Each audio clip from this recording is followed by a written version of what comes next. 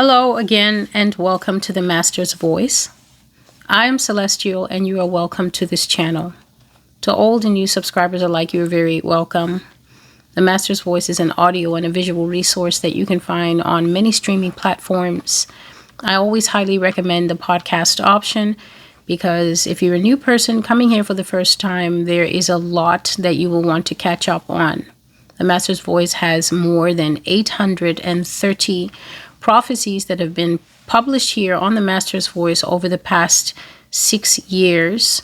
I don't call them episodes because they're not episodes. These are individual prophetic messages coming from the Lord Jesus Christ himself. And so that obviously is presenting a very wide table for a new person to catch up with. So I always recommend that you might want to check out my podcasts on Apple Music, Amazon Music, SoundCloud, Spotify. There's Listen Notes, there's Podtail. There's so many options that are free streaming. Nothing is charged for here. Everything is free, so that you can be able to perhaps put it on double speed, triple speed, or whatever is comfortable for you, so that you can be able to go through the themed playlists and quickly get a working idea what is going on this platform. Another thing that I would like to clarify is just because I'm using social media or I'm using, long form media, like I've got a Rumble, I've got a Odyssey channel, a Telegram channel where you can find all these videos in long form. And because I'm using YouTube itself, or even because I'm using podcasts, doesn't mean that this is a place that I'm setting up individual episodes to tell the public what I think or the way that I see things. I've always been at pains to tell people that this is a prophetic channel that is bringing forth the true word of God from the living God. This is the God of the Christians. I'm very well aware that there are a multiplicity of gods in the earth, but these are all viewed as gods with a small g. I'm a Bible-believing Christian, and there is only one God whose name is Jesus Christ. And these messages are coming forth not just for Christians. So don't be too quick to dismiss it and say, oh, this is just another channel where the Christians are doing their thing. This is not like that. The messages on this channel, the messages on TMV, have been sent by the living God to all people. They will affect all living, man, woman, and child. These messages will eventually reach you in your country. They will touch you in your country because they are speaking about how life is going to be towards this final time of the end. We have come to the end of, what you could call a man-centered life. We've come to the end of what you could call a man-centered world, where man gets to put himself in the middle of things, and it's us human beings who get to decide how we're going to run our nations. We're going to decide what kind of money we use, what kind of societies we build. And if our society, for instance, is viewed as amoral when it comes to the code that is laid out very clearly in the Bible, then a man-centered world says that you don't necessarily need to build a society around the Bible. Many societies in the world are atheist societies. They don't even try to pretend that they're Christian societies and that they care too much for the laws. There are many societies that are happy to borrow from the framework of the Bible. They're very interested in, for instance, moral themes. So they care about justice, and they care about fairness, and they care about punishing evil in their midst, and they care about building a good society in which all the members can participate and have a voice. But apart from that, they don't actually care about the framework that of itself derives from God's law. So this is a blog that's going to be important to everyone. And the prophecy that I have today is of particular importance to the people of the United States. The Lord gave me a series of dreams on October the 5th that I have to say, I've really been thinking on them. As I've been waiting for my microphone to come in, because my original microphone had, as I mentioned, an unfortunate accident. And even though by God's grace I was able to record the last message that I put up, when I tried to do that again afterwards, the cord really was destroyed, and the functionality of the microphone was such that I had to wait for a new one to come in. So I just counted that as a great period of rest for myself, to not have to make any prophecies or anything like that. But it doesn't mean that the Holy Spirit was not active. The Lord has been showing me a particular incident in a dream here and a dream there, but I wasn't writing it down because I was just thinking, this is a very short and tiny thing that I'm seeing. And I've explained about those, that if I don't have a full and expansive prophetic dream experience with the Lord then coming and explaining to me, this means this, and I'm showing you this for this reason and this cause, then normally I might just make a footnote of it in my journal, or I might just hold it in my mind. So this particular dream is of extreme importance to the American people. And the reason for it, before I even tell you what the topic is that God doesn't want us here in America to be confused about what this time period is for the nation of America. There is a lot of false belief in America, with American people thinking that despite what the country is looking like now, despite all the struggles and trials that America is experiencing, despite the fact that America is being thrown very strongly left and right, like unsecured goods on a ship at sea on a very troubled water in the midst of a heavy storm, America is right now in the grip of a prophecy that was given to her in December of 2023, and that prophecy is called 2025, the year when the wheels fall off, semicolon, the descent into madness. And so even if you never heard that prophecy before, if you're an American and this is your first video and you hear that there was a prophecy made to this country that was saying that in 2025, the wheels would completely fall off of the car, the bike, the whatever it is, the wagon of the United States, and that this would be a year that the United States would descend into madness. And then you're looking outside at the breakneck speed of the unconstitutional changes that America has been going through. You're looking at the hideous facelift by Dr. Doom that the country is receiving, a doctor without any anesthesia, a doctor who's just making these huge Frankenstein stitches across the face of the country. And you're thinking, someone spoke about this? That's absolutely correct. The Holy Spirit warned America a year and a half, or should I say, yes, it was a year before, because the prophecy came at the end of 2023, December 2023, and then the whole of 2024 passed. And God said that 2025 would be the year that America would absolutely go flying off the rails. She would become unrecognizable, and that pandemonium would hit the United States, and no one would be able to make sense of what was happening to the country. And we can see that we are fully in that now. And I think towards the end of this message, I'm going to actually share a little bit from what the Lord said to me last night.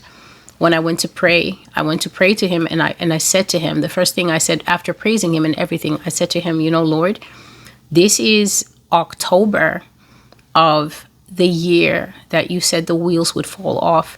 And the answer that he gave me was not an encouraging one at all. In fact, the answer that God gave me really reminded me that even if we forget, even if the prophecies are so many that maybe you can't remember the ones from 2019 and you can't quite remember all the ones that I made in 2020 or even last year, 2024, I want to let you know, listening public inside and outside the United States, that Jesus does not forget a single thing.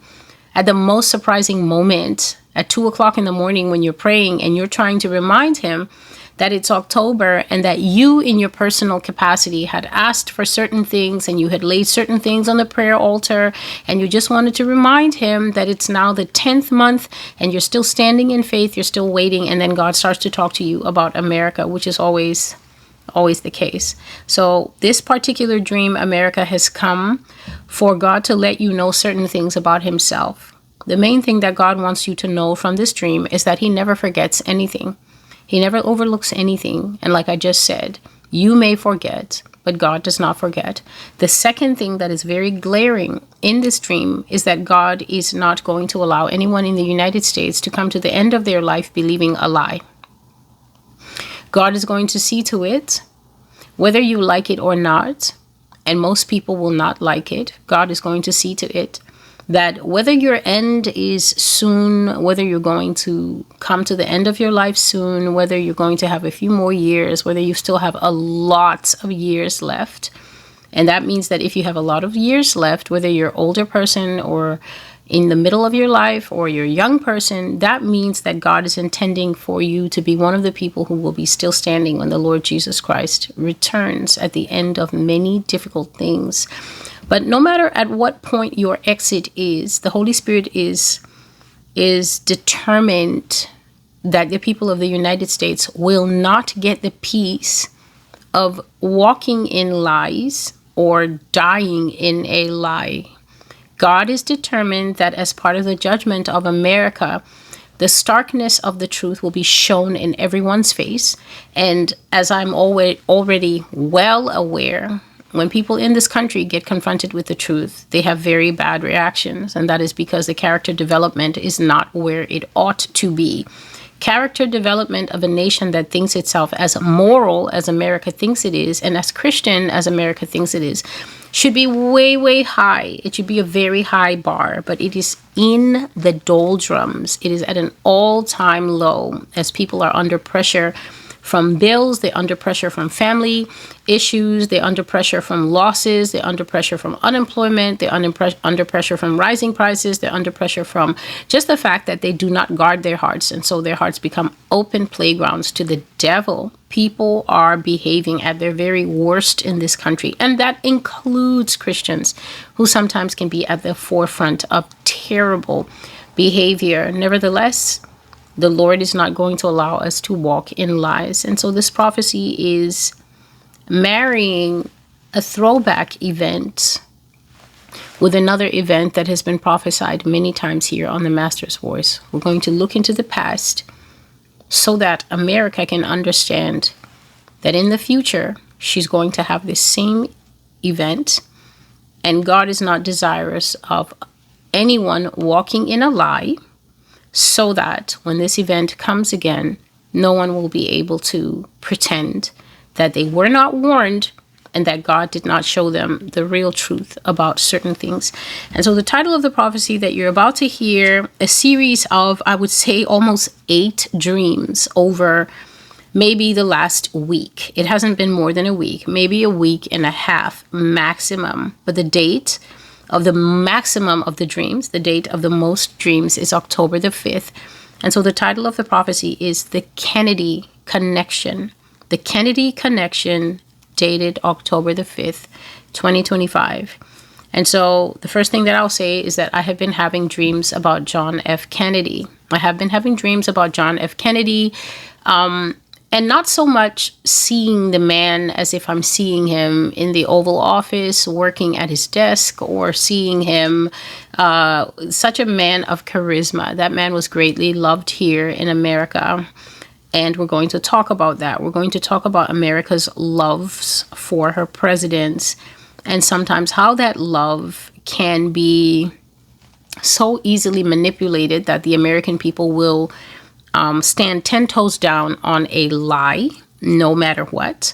Sometimes the love that the American people have for their presidents makes them uncomfortably blind. Americans can be so very much blind when it comes to the love that they have for their political leaders, that they're willing to stab the truth in its throat. They're willing to overlook blatant truths. They're willing to write off and give the leader so much room that they're not even aware when that person has become offensive to God, and that God has no more use for the person, because Americans tend to believe that they truly believe, people in this country truly believe, that they choose their presidents. Americans truly believe that they choose their presidents. They believe this so much because a lot of Americans put all their trust and all their faith in the systems of the United States. Americans trust the health system. They trust the educational system. They trust the political system. And they've done it for so long, and they've done it with so much passion that even when the results are showing them that you should not have done this. I'm not talking about modern results now. I'm not talking about the results of 2025.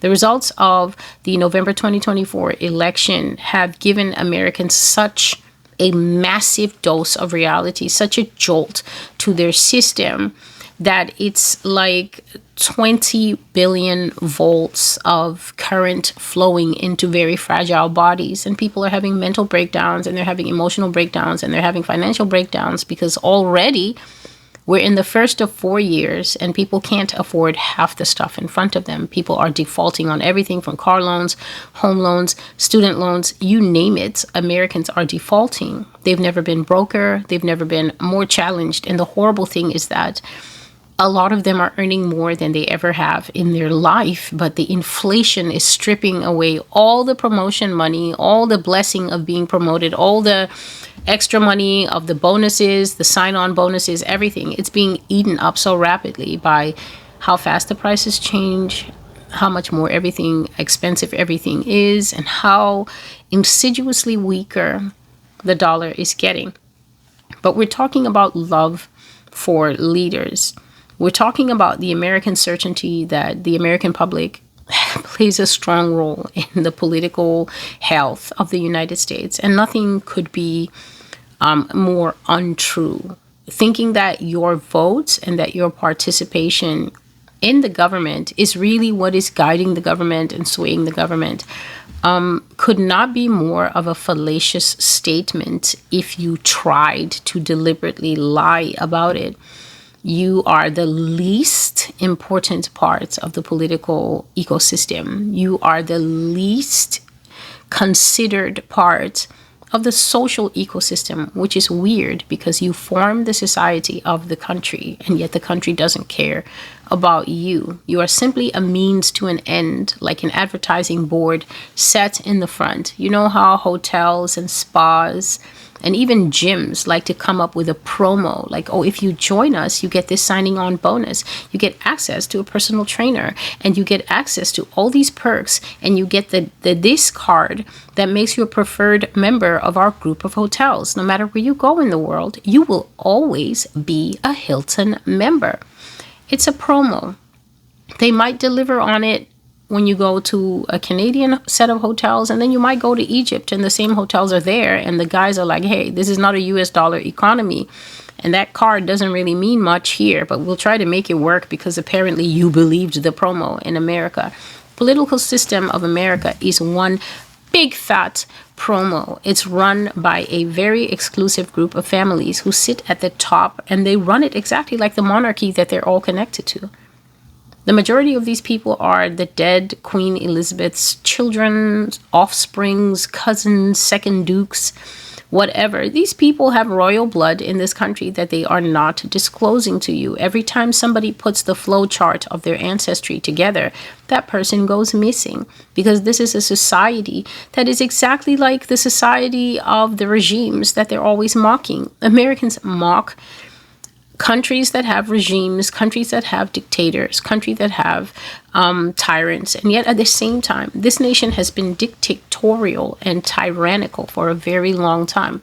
But because it's massively good with the promo, and it's also good at giving the people sugar shots and convincing the people that they're a very superior people to the other countries. Look at how those people in China allowed themselves, since the days of Mao Zedong up till now, to have a dictator. Look at how those people sat there and let Putin rule them. And so America excels at placing movies before the eyes of her people, and the movies always tell them, aren't you glad that you're free? Aren't you glad, even though you're saddled with a student loan and you don't have universal health care, which makes you almost like orangutans, because all the other countries that are developed as you have universal health care.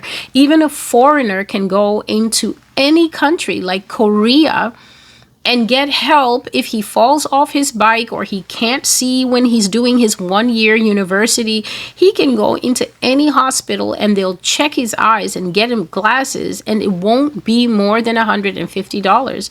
But in America, that's like 7 separate appointments. And the first one to see the eye doctor, you're going to wait for at least 2 months to get a chance. You're going to be walking around blind with dollar store glasses. But they tell you, aren't you free? And so it's a very inverted society. Inverted means that instead of something being with the top at the top and the bottom at the bottom, you put the bottom at the top and then you put the top at the bottom.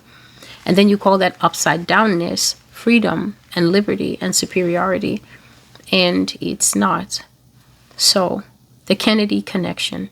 God was showing me John F. Kennedy, and what God was showing me specifically was the moment that John F. Kennedy got shot. I was seeing it in dreams. In one dream, this was one of the reasons that I didn't really write it down. I was dreaming about something that involved myself. I can't even remember the dream that I had involving myself. And those are so rare. And I really cherish those when I get to have a dream about myself, because in that dream, God will be showing me, oh, this is where you are, Celestial. This is what's going on with you.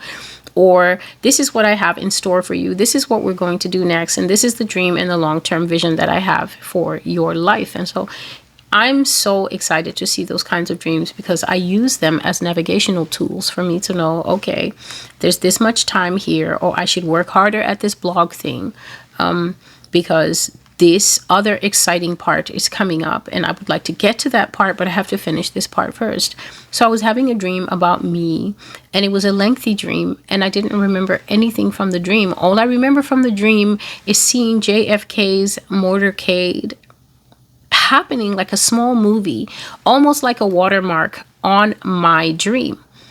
So in my dream, it was me and whatever it is that was happening that sadly I cannot remember now. But just the way when you make a short film or anything and you don't have money to get the big studios to take your movie or anything like that, you're going to put a little watermark on it so that if anybody tries to steal it or download it, your little mark, your little maybe studio logo or whatever will be on your movie. And some people even put a watermark over the whole of their movie so that as the movie is playing stuff on YouTube, you can see the watermark over the whole of the picture to make it useless for somebody else to steal it and claim that it's theirs. Well, I'm having a dream, and at the bottom, I keep seeing JFK's motorcade speed past at the moment that they've shot him either once or twice. So it literally is just the car speeds past and he's already slumped like this because they've already shot him at least once or twice. And then the car just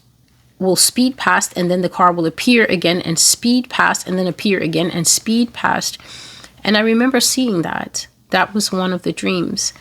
And the second dream, this one was longer, and I remembered it enough to write it down. And I think it would be maybe October 2nd or 3rd, but I don't think. It was right at the beginning of the month. And so that first one, the dream about myself, that was towards the end of September. I would say maybe the 28th, the 29th, and then a few days later, then I dream of this dream that I'm going to tell you. So I dreamt I was part of a group of investors, but I couldn't see us. I just knew that we were investors because I knew that everybody else was sharply dressed in a black suit.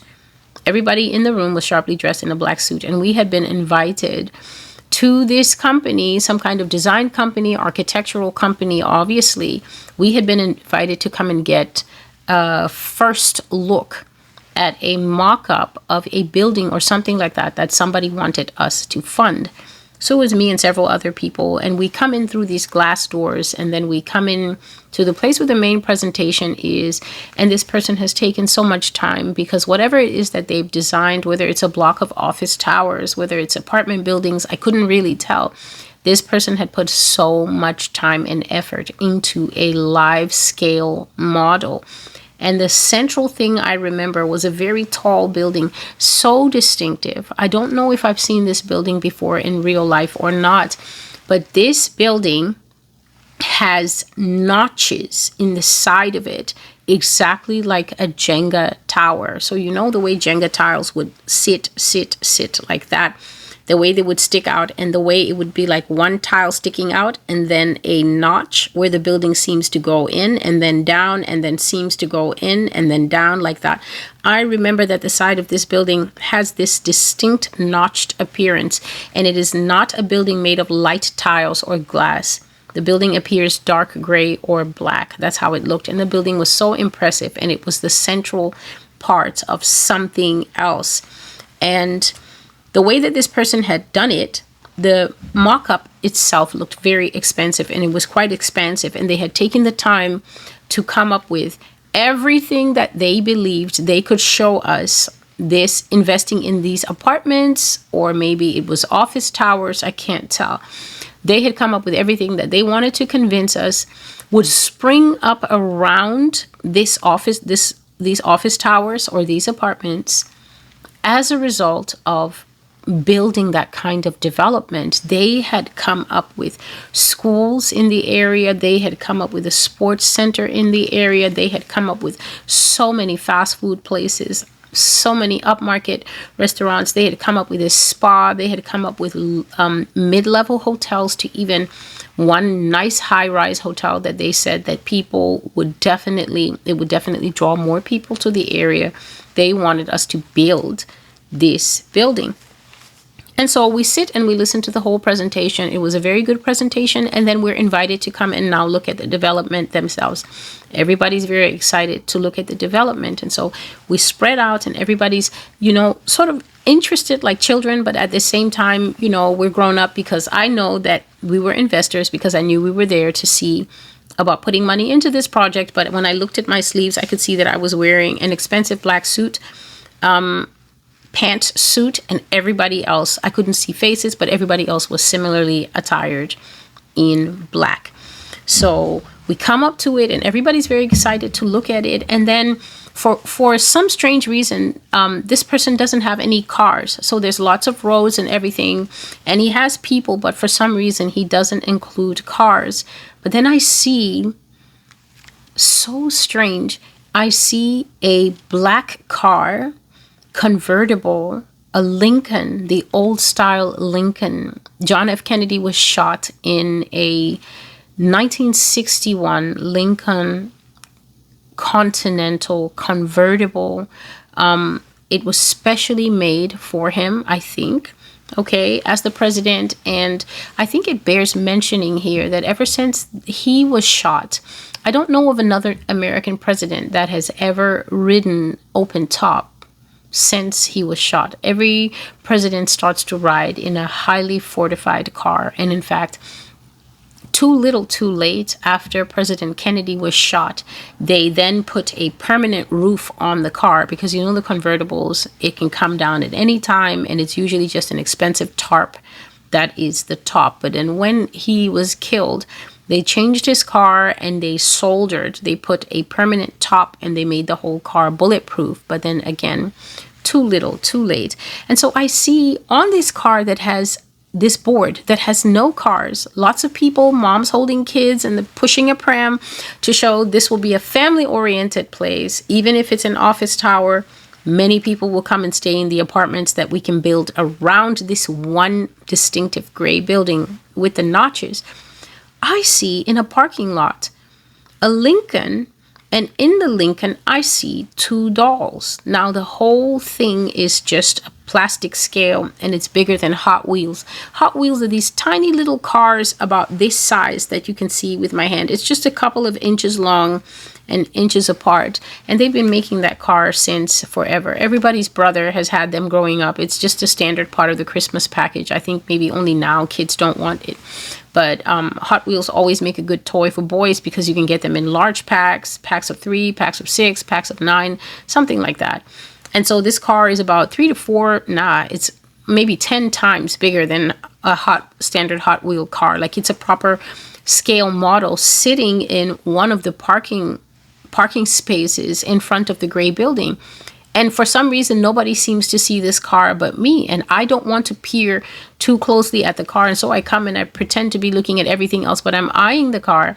And in the car, I can see only two dolls, and they're both sitting in the back seat. And one doll, just a moment, please.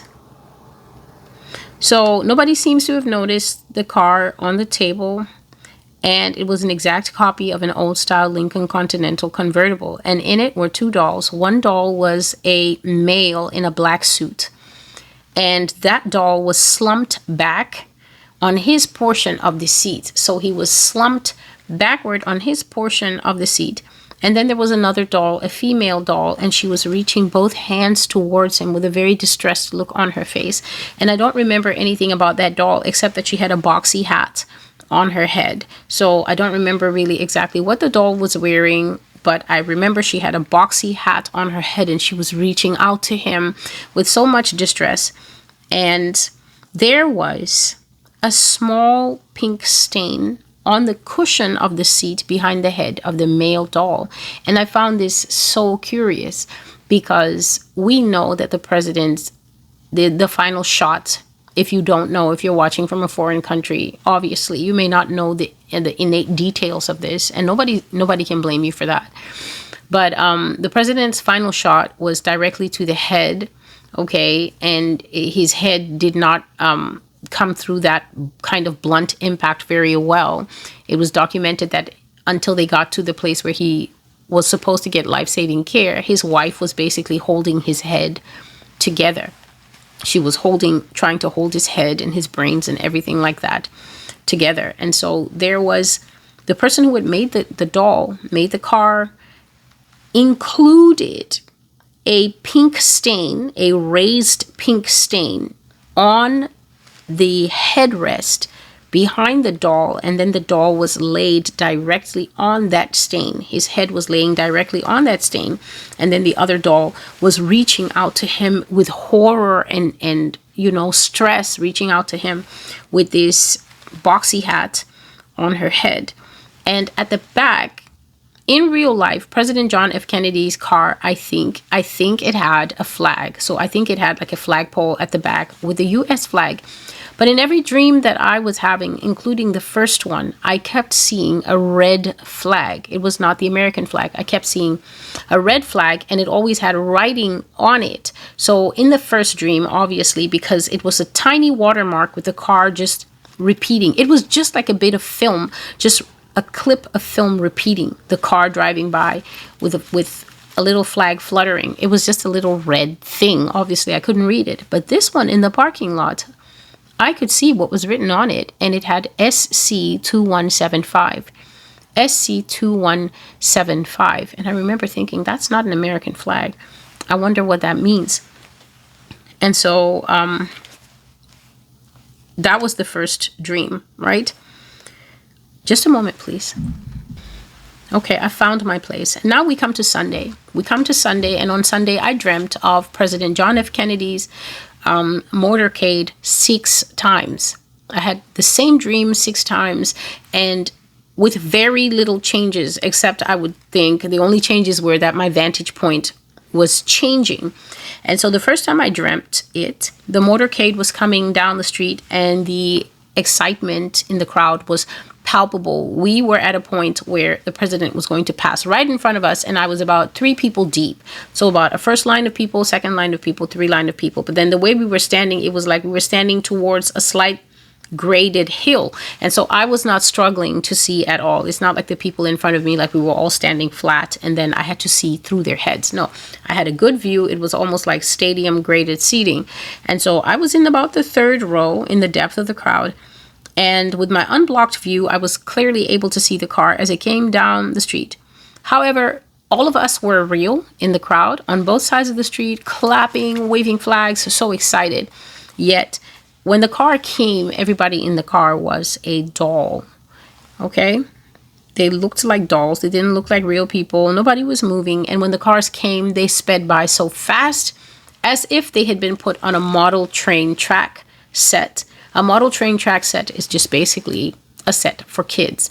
You set it up, you build all the tracks, and then you put the train on it, and then you can increase the speed of the train so that it goes by really slowly, which is best if you have little children. It's not best to set the speed so that it goes fast if your children are very small. But the older children like to set it at a good whizzing speed because that's just more interesting for them.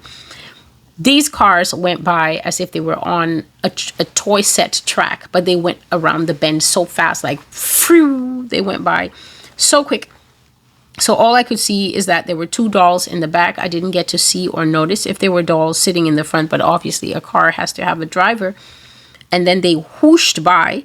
But I noticed that the back of the president's car had a flag flying there, and the flag was not the US flag. The flag was red. The flag's tail looked exactly like this, just like the ends of my jacket. Just as you can see, the little nick, that's how the flag looked like. It had a cutout in the tail, and that flag said SC2175, the same as the flag that I saw when I was having the dream about being at an investment development meeting. And then all of a sudden, the cars, the motorcade, everything was gone just like that. And I woke up and I fell right back to sleep, and I dreamt seeing the cars again, over and over. A second dream and a third dream going by really fast, except that in the second and the third dream, I was in the second row and then the first row. So I was getting closer and closer each time, seeing these cars whiz by. The crowd is cheering, but the cars go by too fast to even give us that satisfaction of, oh, we've seen the presidential motorcade of President John F. Kennedy. He goes by too fast, and people are disappointed, wondering why the cars are zipping by so fast like that. And then I have the fourth dream. And this time I'm not in the crowd. I have gone right down the slope and am standing almost by the road when the cars are coming by. And the cars come back around. They come by so fast. And this time it seems as if President John F. Kennedy is sleeping. This time he is not a doll. He's a real man. And his wife is a real woman. Or, yes, okay. I'll just continue. The president is sleeping. He's a real person.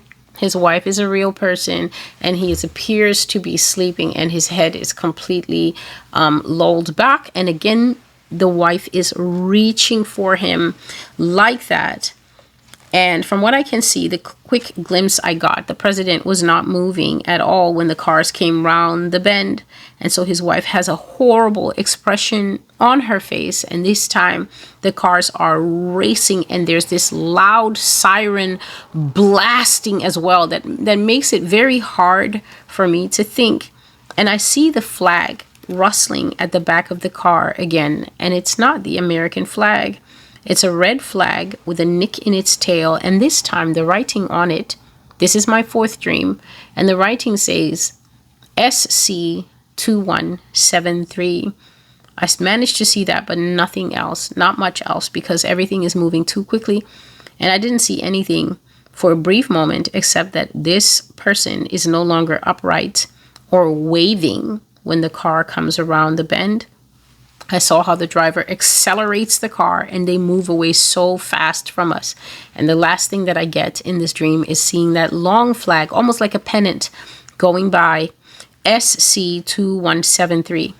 So my dream is like that. This is my fourth dream. I have another dream exactly that is just like it. And then my last dream, when the car came around the bend, it seems like somebody had sped up the whole dream so much that everything is just a blur.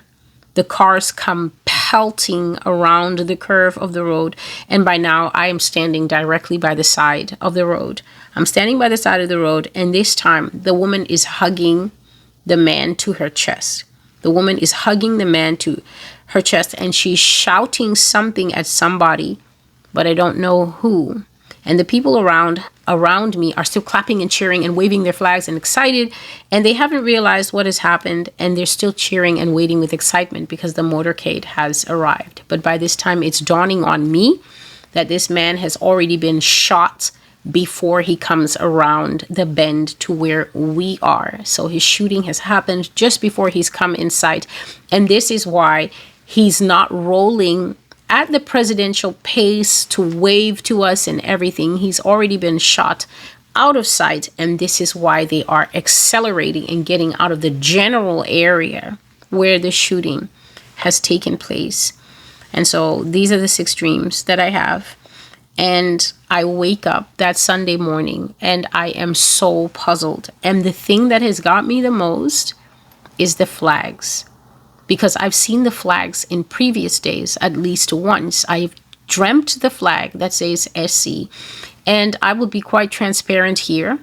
It wasn't until Sunday morning that I realized what the SC was for. I thought that the SC meant South Carolina.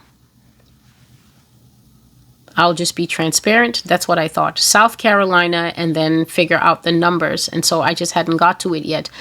On Sunday, when I woke up from this dream, the Lord said to me, Tav. That was the first thing he said to me when I woke up. Tav. Tav. And I know that that is a Hebrew word. So I looked it up and I will tell you what it means. But as I was looking it up and as I was putting my dream down, the Lord also said to me, Aleph. Aleph. And that also is a Hebrew word. And you will remember it because I just used it a few days ago, probably on one of the last 3 videos that I did that is called The Little Brown Book of the Jews. So he said to me, Tav, he said to me, Aleph, and I finally figured out on Sunday what SC means. It means Strong's Concordance. So let us go to find out what God was trying to say before we get into what he then said about the dream. The Lord didn't leave me to wonder about what this dream means. So Tav, the word Tav means a mark, a sign. It means a mark or a sign, a marker, a mark, a sign, something that you will note it and say, ah, yes, this is an event, but this event is also a sign, carries a meaning. It means something. The word Aleph means master or mastery. So mastery meaning dominion, meaning taking charge or taking control of something, but it also means master or of a master. So having figured out now that SC is not South Carolina, but it is Strong's Concordance, I pull up my phone and I go to Strong's Concordance. When you look up these numbers, 2175, 2173, and 2170, using the Hebrew side of Strong's Concordance, it doesn't make any sense. All you get are finding out that it's musical interludes. 2 of them relate to music, and one of them just relates to the name of one of the sons in the Bible. Not one of the 12 sons, but just a man in the Bible. I think his name is Zimah or something like that. Zimah or Zimam, something like that. So when you look it up on the Hebrew side, it means nothing.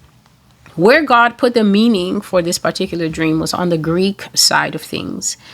Strong's Concordance 2175 means a sweet smell or a fragrance, but it's not talking about a sweet smell as in the smell of roses or the fragrance of a good perfume. It is specifically talking about the scent that rises from a sacrifice, a sweet or a fragrant smelling thing, an odor or something sweet smelling, the odor of satisfaction spoken of with sacrifices and obligations.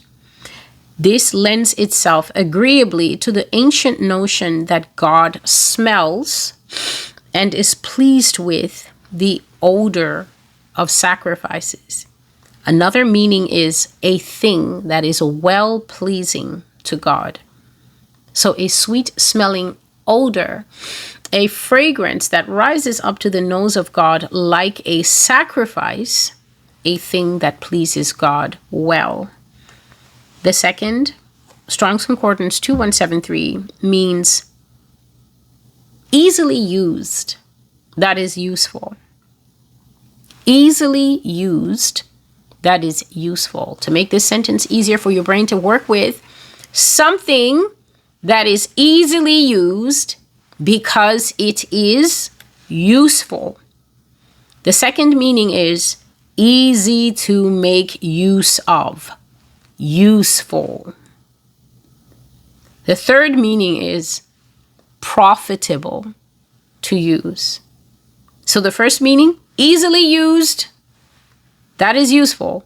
Something that is easy to use because it is useful. Think of a broom. Think of a mop. Think of the mouse next to the side of your computer. What would your computer be if you didn't have a mouse? Yes, you have the keyboard, but we use the mouse to do so much because the mouse gives you access to share your thoughts and to get your intentions done on screen. The mouse is actually what takes you to the box that you want to type in. It's very hard to get to that box without a mouse to just click yourself in, and then you start typing there. Something that is easily used because it is useful. Think of a car in rural areas. Think of your horse that helps you get so much done. Think of your tractor. Second, easy to make use of. So now you think of a thing that is not difficult to use. Nobody wants something difficult. Nobody wants a difficult property to own, something that keeps breaking down. Nobody wants a horse that is stubborn, that runs off, that causes you problems. Nobody wants something difficult. Everybody wants something convenient that lends itself easily to use. So the second meaning says, you have a thing that is easy to, first meaning, you have a thing that is easy to use because it is useful. It can be useful to you, and that's good. But then you have a thing that is very easy to use. The third thing is profitable to use. So you have a thing that if you use it, you will get great gains and benefits out of it. That is SC 2173. And then we have SC 2170. Well favored. That is, by implication, grateful, pleasing and agreeable, acceptable to others, winning, beneficent, liberal. So this one, when you look at it, you're thinking, but what it's basically saying is something that is well favored, something that is generally seen as pleasing, something that people agree is beneficial, something that people agree is good. So now that I've explained the Strong's Concordance numbers to you, and now that I've explained the meaning of Tav, a mark, a sign, and Aleph, mastery, dominion of a master, I can now basically tell you what God was saying to me. And God was basically telling me, Celestia, there's going to be an assassination in the United States. There's going to be a political assassination in the United States, the assassination of a political figure that will follow the order of former President JFK.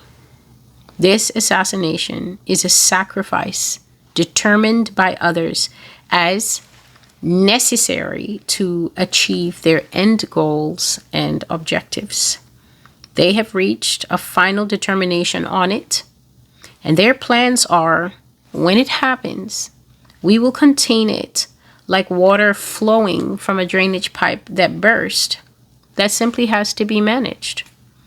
That's what they are calling it. That's how they think of it. It will be something that has to happen, and when it happens, it will be managed like a household accident. That's how the foremost actors of the plan think. That it will be like fallout water, like water flowing from a busted pipe that simply has to be managed, has to be caught, and that it has to be caught the best they can and contained before it ruins the floors. But Yah says, no, they are wrong. It will not be like a household pipe water. It will be like nuclear fallout water. And not just water. It will be like nuclear fallout itself. They are wrong about how things will go. They are wrong about the extent of how people will take it. He says that nobody can contain the reaction of America when shots ring out again, when foul play is suspected, when favorite sons are gone, when the scapegoat is sacrificed. Therefore, the Lord says that we should prepare ourselves for nuclear fallout water in America. Thus says the Lord. This same nuclear fallout water is extremely dangerous, contaminated, deadly, and carrying sure destruction with it. That is how, in the same way, this assassination coming to the United States will topple the nation into pandemonium and reduce a civil nation to a greatly uncivil state. Prepare for these times. These times are soon at hand. And so I'm dreaming of JFK. I'm seeing JFK's motorcade going by. And if you notice, many people, I know your expectation was that God would slow down the assassination and show Celestial who did it, because one group of people say that there was a shot ringing out from the grassy knoll, that the shooter was concealed on some high hill, and that he shot twice. And stunningly enough, they say the shooter, yes. No, I'm not going to bite my tongue. They say that the shooter shot from the back, and that the shot of the shooter came through the head of the victim and then entered and poured out through his neck. And I'm just wondering, where have Americans seen that recently? Somebody claimed to have been shot from a very high vantage point. We can't call it the grassy knoll, so let's call it the high building across the street. Somebody claimed to have been shot definitively from the rear. It is insisted. The person suffered a shot from the back. It supposedly entered the back of his head, came out through his neck, exactly the way that they say John F. Kennedy was shot, except that in every single tape of the president that exists, he is seen recoiling into his seat. Not exactly forward. He's falling backward. The way that God is showing me, he's falling backward. Now, God didn't come here to solve conspiracy theories of did he really get shot from a high vantage point from the rear, or is it much more likely that the very old people who have slowed down the tape are saying that his own driver shot him at point blank range? And that is why the first time that he shot, his wife moves towards him as any concerned person would. But then when he's shot again, the woman is seen actually completely ditching him and trying to climb out of the car. Like she literally climbs off the back seat and she begins climbing the back of the Lincoln as if she has no regard for her own life. Because where are you going when a car is accelerating in the forward direction and you're crawling away out of the car?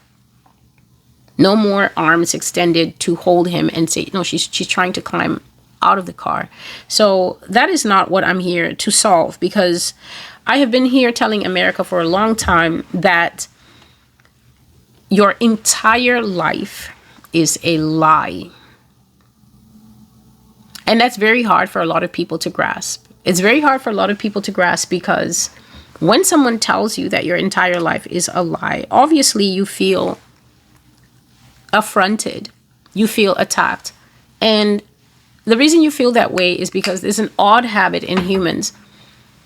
When you tell them the truth, instead of listening to the truth that is coming from the outside, they tend to always listen with an inverted filter and make everything about them. So you could tell someone on their way to a very important event who's wearing dress shoes and may not have noticed that he stepped in the mud, that he has some mud on his shoes. A sound person whose worldview is not always about them will look at the shoe and say, oh, thank you. I would have hated to take that into the wedding. But a person who is always looking inward defensively to protect whatever it is that they think is theirs will then say something like, so you're calling me dirty, which just, it's totally out there in left field, because who was talking about dirt and you in conjunction to dirt being on your shoe? A person like me, I will ask you, are you your shoe? Because I told you that there was dirt on your shoe. Are you a shoe? Because you're the biggest one I've ever seen. That's how I'm going to respond. Because why can't you listen? And why can't you listen to what is being said to you directly? Why are you internalizing facts and then responding with feelings? How is that supposed to help you? Everything in America is a lie. But when you tell people that, they become very challenged. That's because they don't understand how much they co-sign the lie that is America. And the reason people co-sign the lie that is America is because that's all they have. That's why a lot of people are not moving precipitately. That means they're not moving fast enough. They're not moving quick enough to secure for themselves a future in another place. And that is because a lot of Americans, despite the fact that they are unhappy, they're overworked, they're especially overtaxed, they barely have their heads above water. They continue to cling to the notion that they have heaven on earth here and that everywhere else outside of these borders is surely Dante's seventh circle of hell. How can they, as an American, go and live in any other place that doesn't have Pop-Tarts? What will you do without Pop-Tarts? And what will you do without SpongeBob? Every other culture is inferior because it doesn't have the few things that you cling onto that make home home.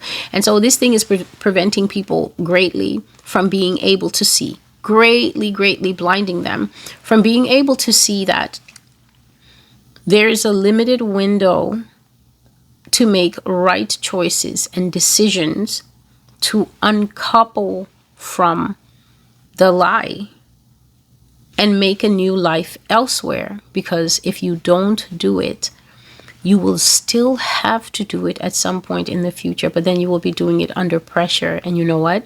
You'll be doing it without any assets to your name whatsoever. You won't be able to run with even a single bank transfer because the banks are all going to shut down and you're going to basically run with skin. As long as I know that I've told you this, that you're going to be disenfranchised because it's the final judgment of God for every single person who calls themselves an American. This includes all naturalized citizens who thought that this was their forever home. It's not your forever home. You're either going to go back to where you come from ethnically, or you're going to find yourself, if you are wise, a sunny destination and uncouple. But right now we're talking about how steeped in lies people are. President John F. Kennedy was a much beloved president. He was the kind of president that really captures the people's hearts. He was just a male Princess Diana in all ways. The man was charming. The man was charismatic. The man had a way with the microphone. And even though he came from one of these same families that I mentioned in the beginning, where they all connected to that bullfrog, the Queen of England, who has now passed away. They're all connected. All the Bushes, all the Clinton, all of them have the same or similar blood that is running through their veins. They really are, as Mr. George Carlin said, a big club, and nobody else is in it but them. America runs very much on the type of succession that the royal families run on. But because the illusion, the pipe dream that is sold in the United States is liberty, is freedom, is personal determination, right? One man, one vote, that kind of thing. You can't muck it up by then including ideas of succession, ideas that youth from their birth are chosen and groomed, and that in these wealthy families, it's already known 30 or 40 years in advance which one will be next, which one will be next. There's very rarely any breaks in succession in the United States. These Illuminati families, they know exactly how they want it to go. So when you see a person like Donald Trump coming along, he hasn't been groomed for the role. Donald Trump is what we would call a bump in the road. He's a kind of speed bump where the car goes up, but because the driver of the car of this nation, right? They are such...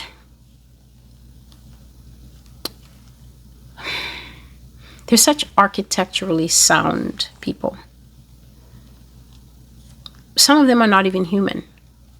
So that kind of person, they don't suffer from the same kind of panic brain that humanity suffers from. And so when there's a slight deviation from the plan, these people automatically know how to get things back on track. They're not going to be moved by it and say, oh, everything is now scattered because we automatically had this candidate and now things are going wrong. The voter base is going wrong. And so people in America don't understand this. Excuse me, please. I still see people on the internet, grown adults, usually on the liberal side, saying things like, oh, I get so annoyed when I hear people talking about the deep state. And it's just a conspiracy. And I wish this is why I'm angry with the Republicans. I wish that we could focus on the issue and things like that. And I feel sorry for these people.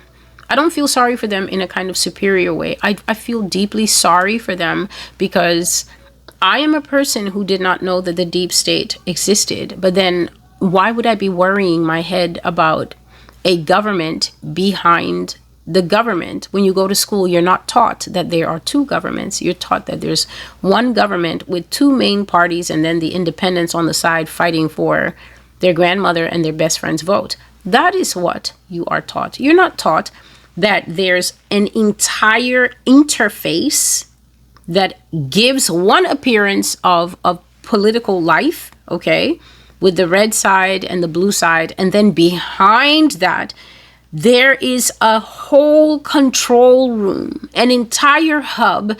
And the people who exist in the control room absolutely don't have any loyalties. Call them beasts of no nation. Heavy on the beasts. Call them beasts of no nation. They're loyal to absolutely no plot point. They're not loyal to any storyline. In fact, the people who sit behind the apparent political interface where you have an executive and you have a legislative and you have judiciary and you have oversight committee and you have this and you have checks and balances and also the voters, the electorate, the people. Behind all that exhausting rigmarole sit people whose generational bloodline is probably flowing longer than the Windsors. Sit people who descend from things that were tempting Adam and Eve. They're not moved by the ebb and flow of human relations. You can't possibly be taught these things in school. And so when you go to school and you actually accept what they tell you at school and believe what they say at school, you can be forgiven for getting on your YouTube channel and having a little frustrated liberal rant about why you're trying to focus on the greater issues that are affecting your country that you love so much. And then there's just people out there that keep saying things like 9/11 was an inside job. And they keep saying things like we never went to the moon. And they keep saying things like it's the deep state. That's why we can't get back to basics. You can be forgiven for not wanting to believe that. And I'm sure that there's people on both sides of the political aisle who don't believe any of the things that I've said, except that I'm not on any side of the political aisle because politics is so frustrating to me. And it's so boring. And the only reason that I'm forced as a person to take note of it is because the person that I work for, Jesus Christ, has said of himself that he rules in the affairs of men. And it is so important to understand the role that politics plays in the life of people, because politics is actually the arena that determines who gets to go to school in the nice district. Because if we don't get the politics right, then the politics will say that little black children cannot sit in the same school with their white counterparts. And then for a while in this country, the politics was strongly advocating for that and using the law to maintain that. But that has no righteousness in it. That is what we call systemic racism, which means using the apparatus of the state and using the laws of the state, the big fat clause of the state, that the president is supposed to sit in the bucket seat along with the judges, along with the Congress, and along with himself, the executive branch. And the three of them are supposed to put their hands on the joysticks, and they're supposed to operate the claws of the government to make sure that the good hospitals take care of everybody and that the roads in all the states are good, and not just good roads in DC and then terrible roads in Mississippi because the black population is there. Politics is supposed to make sure that if it's no child left behind, then you stop taking resources away from certain schools and certain districts and overpopulating those areas with police so that you arrest the children early and funnel them off to the privately owned prisons and then basically enslave those children again, because you have what is known as a PS, that's public school to prison pipeline. PS to prison pipeline, where you supply privately run prisons that appear to be federally owned prisons but are not. They're almost all of them under contract to private contractors. And you send them free labor, and then young black boys and girls grow up making license plates and picking cotton, and then young white boys and girls grow up and go to the White House to become aides and runners and the next congressman. Politics is the claw that a country is supposed to use to make sure that there really are free and fair services for all. But America is not like that. America has the Joker and the entire guest list at Arkham Insane Asylum sitting behind the apparent interface of the politics. And these people love to roll the dice. This is something I tell the Christians on this channel all the time. I don't know why you think the way that you do. I don't know why you love the word why, for instance. But Celestial, why would they do this?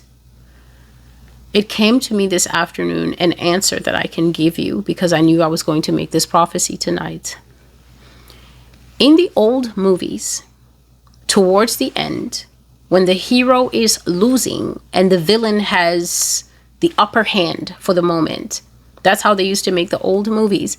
The hero would get punched around, and for a while he's on the ground, and he would always go, "I never knew that this is how you were. Why are you doing this?" And this then gives the villain an opportunity for a monologue. And normally he would say, "I had waited a long time for my moment to shine, and it never came. It was always you that she wanted, or it was always you who were the favored one. And I finally realized that no one was going to give me a chance. And so I made my own chance. I joined this organization and I worked hard." And then he begins to tell you how he worked his way up to become the supervillain that he is. But that's the old movies. And the people behind the screen got bored with pretending that's what they do behind the screen. Remember, these people are behind the screen eating children. They're behind the screen sleeping with their own daughters. They're behind the screen doing what is absolutely behind the pale, beyond the pale. And so if you notice, there's been a change in movies. And now in a modern movie, when the hero has been punched around, and we have absolutely no guarantee in the modern movie that the hero is going to win or live.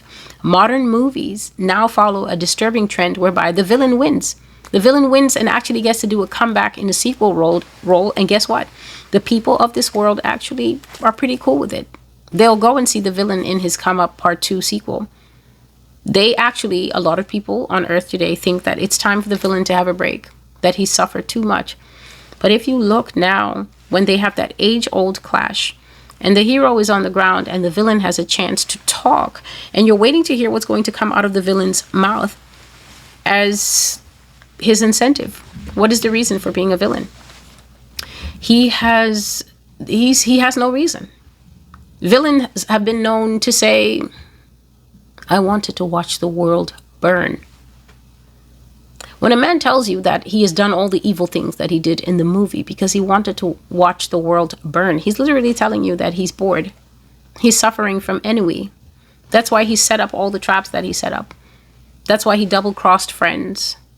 That's why he made one good person think the other good person was an enemy and watched them fight and destroy each other. He's telling you that he was bored and that you are the entertainment. Americans refuse to believe that they are the entertainment of the people who rule them.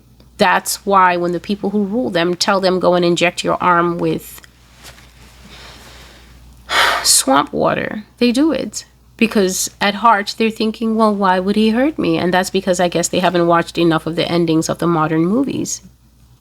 Because he would. Because he wants to watch the world burn. And you burn with it. Because you have a nice farm in Oklahoma. You have a nice farm in Tennessee. You have a nice farm somewhere. And that's so much good land. And it's so boring to keep hearing that the land has been in your family. Today, the government burned down somebody's house. Judge Diane Goodstein. Her elderly husband, I think the woman is maybe in her 60s. Her elderly husband, after valiantly saving his other family members that were in the house. This man, I think he might be 69 years old. If I listened to the news broadcast correctly, a 69-year-old man, he might have been older because he's white-haired, was forced to jump out of the window of his home. And if you have already seen the news reports and seen that house burning, then you will know that there is no candle that caught a light on a curtain. There is no stove hob that was left burning that could cause a 2 or 3 story mansion valued at over $1 million to be burning on every floor. Their home burnt from the roof to the foundation. It's a professional job. And this is because this woman refused to hand over voter data for her state to the current administration. Now we can all kick theories around and say, let's not jump to conclusions. That's what the police, by the way, are telling intelligent people. Let's not be too hasty. Even though the man said, the husband, his initial statement, he stated that he heard explosions prior to the fire breaking out. The fire burnt so completely those people's home that their home is gutted like an apartment building that had been burning for maybe several days. You know how when a fire has been burning for several days, you will see the flames on the roof. You will see it coming out of every window. The pictures of their home show not a square inch that the fire missed. Now, most homes will not burn down that completely. The fire department will get there, and the fire usually will start in a certain area of the home. That's the area of the home we will see burnt. But Mr. and Mrs. Gustine have not a stitch to call home. Their house is completely moved. A person like me, who has prophecies from 2020, where God was already telling me that political enemies are going to get fully handled in the beast system. And fully handled does include the death of you, your children, and your dog. And that is something that President John F. Kennedy learned very early. He's a man from a favored family. He's the charismatic middle brother of a cast of characters that, to the older American who refuses to face the truth, but we're going to face the truth in this video, to the older American who simply remembers living through what seemed to be back to back to back tragedies affecting the Kennedy family. There's a term for it. Younger people who have never heard of this, there's a term for what happened to the Kennedy family. It's called the Kennedy curse. I, Celestial, I don't like flowery language. I just call it the systematic annihilation of a political family because somebody had it in for them and wanted to make sure that they would never, ever, ever, ever have another pinky toe near the seat of power. And there's only one way to do that, and that's to kill them down to the children. A Kennedy baby just died. Just imagine that. Just imagine you're part of a nation. Your family, a vaunted family. Vaunted means very highly lifted up, okay? The kind of family that everybody's looking up to, and the sisters just seem pretty, even if they're not all that pretty. And the boys, well, the Kennedy men were lookers. They have a good cut. Like they cut a good figure in all their pictures. Most of them are not ugly. But imagine the kind of family that in the 60s, okay, there's the era of love, the era of songs, the era of so many things of that era. And everybody is just enamored of this family. And then a nation of people who went to school prefer to believe that that family was erased from in front of them by some amorphous curse. Let's discuss the curse. Kennedys have this unfortunate habit of simply falling out of planes. Plane almost got Senator Ted Kennedy. Everybody in the plane died. By God's mercy, he didn't. The older brother, I'm not sure what his name, there's an older brother, He was volunteering to fly some kind of combat mission. Mysterious thing with the plane. And every time you read about what happened with the planes, they'll just say, no one knows the cause. Occasionally, they lie on the person in the plane, as in the case of John F. Kennedy Jr. They killed him and his wife, Carolyn Bissett Kennedy. They were only married for 3 short years. I think they were married from 1996 to 1999, and then they died and their bodies sank to the bottom of the ocean. And then the government said that it was clear that this young man who had flown his plane so many times in all kinds of weather, they said that he got disoriented and he couldn't find his way. So just a lot of misfortune piling up on one family, but I'll get to that. Right now we are talking about how does a favored son all of a sudden find his brains being peeled out of his head, whether it is from the rear through a neck wound, something that we saw in September of 2025, or whether it's from the front, which would explain why his brains were on the back of the car seat.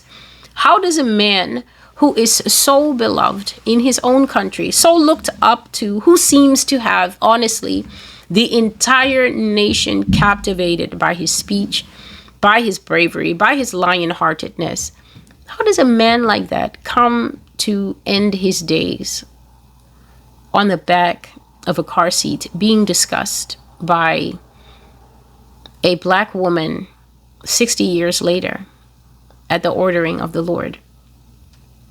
John F. Kennedy made the unfortunate mistake of not marching to the tune of the people behind the screen.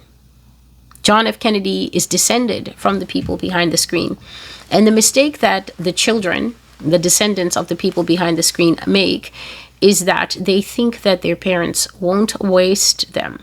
They think that the establishment from which they come, because they spring from the poisoned stock of Illuminati families, let's call them that, they think that they are exempt from being killed. But what was on one of the flags at the back of Mr. Kennedy's car? It says, well favored by implication. Something that is pleasing and agreeable. Something that is very acceptable to others. Winning. Now, nowadays, when we hear winning, we just think, oh, in a competition, he ran faster, she ran faster, he jumped higher, and then he won. He is winning. Youth say, they use it to describe when you can't make a mistake, right? When everybody loves you, when you're just accepted by everybody, when you're just a popular person, when you can't put a foot wrong, everything you do, when you open the clothing brand, it takes off. When you bring out that fragrance, it takes off. You might use the phrase to describe Beyonce. That's what people would say. Oh, Beyonce is just winning. But this word, in the old days, winning used to be a describing characteristic about a person. It wasn't about a person's accomplishments, and it wasn't about what happened when you competed. When you compete and you take the crown, then, oh, he's winning, he's ahead, or look at her, she can't put a foot wrong, she's winning. Actually, no.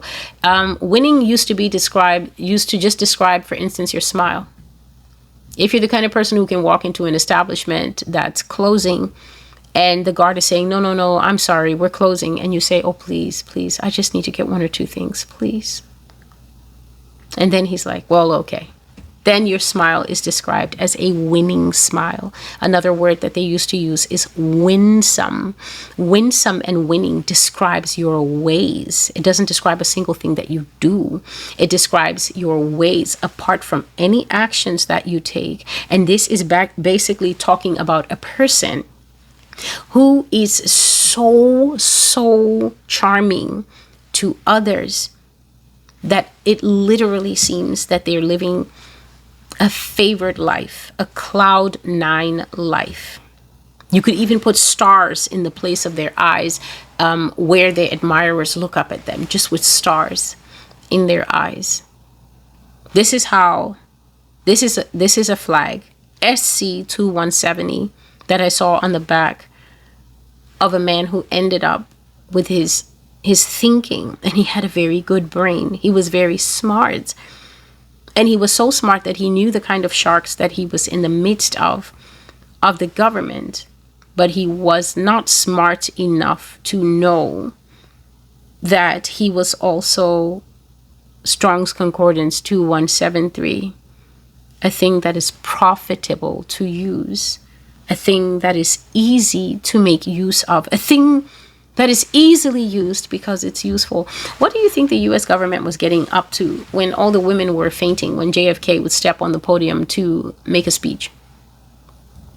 Or when he and his wife would step out and cut such a striking couple that all the women started wearing Jackie Kennedy clothes, started cutting their hair like Jackie Kennedy and wearing that boxy hat. I think it's called a pillbox hat, actually.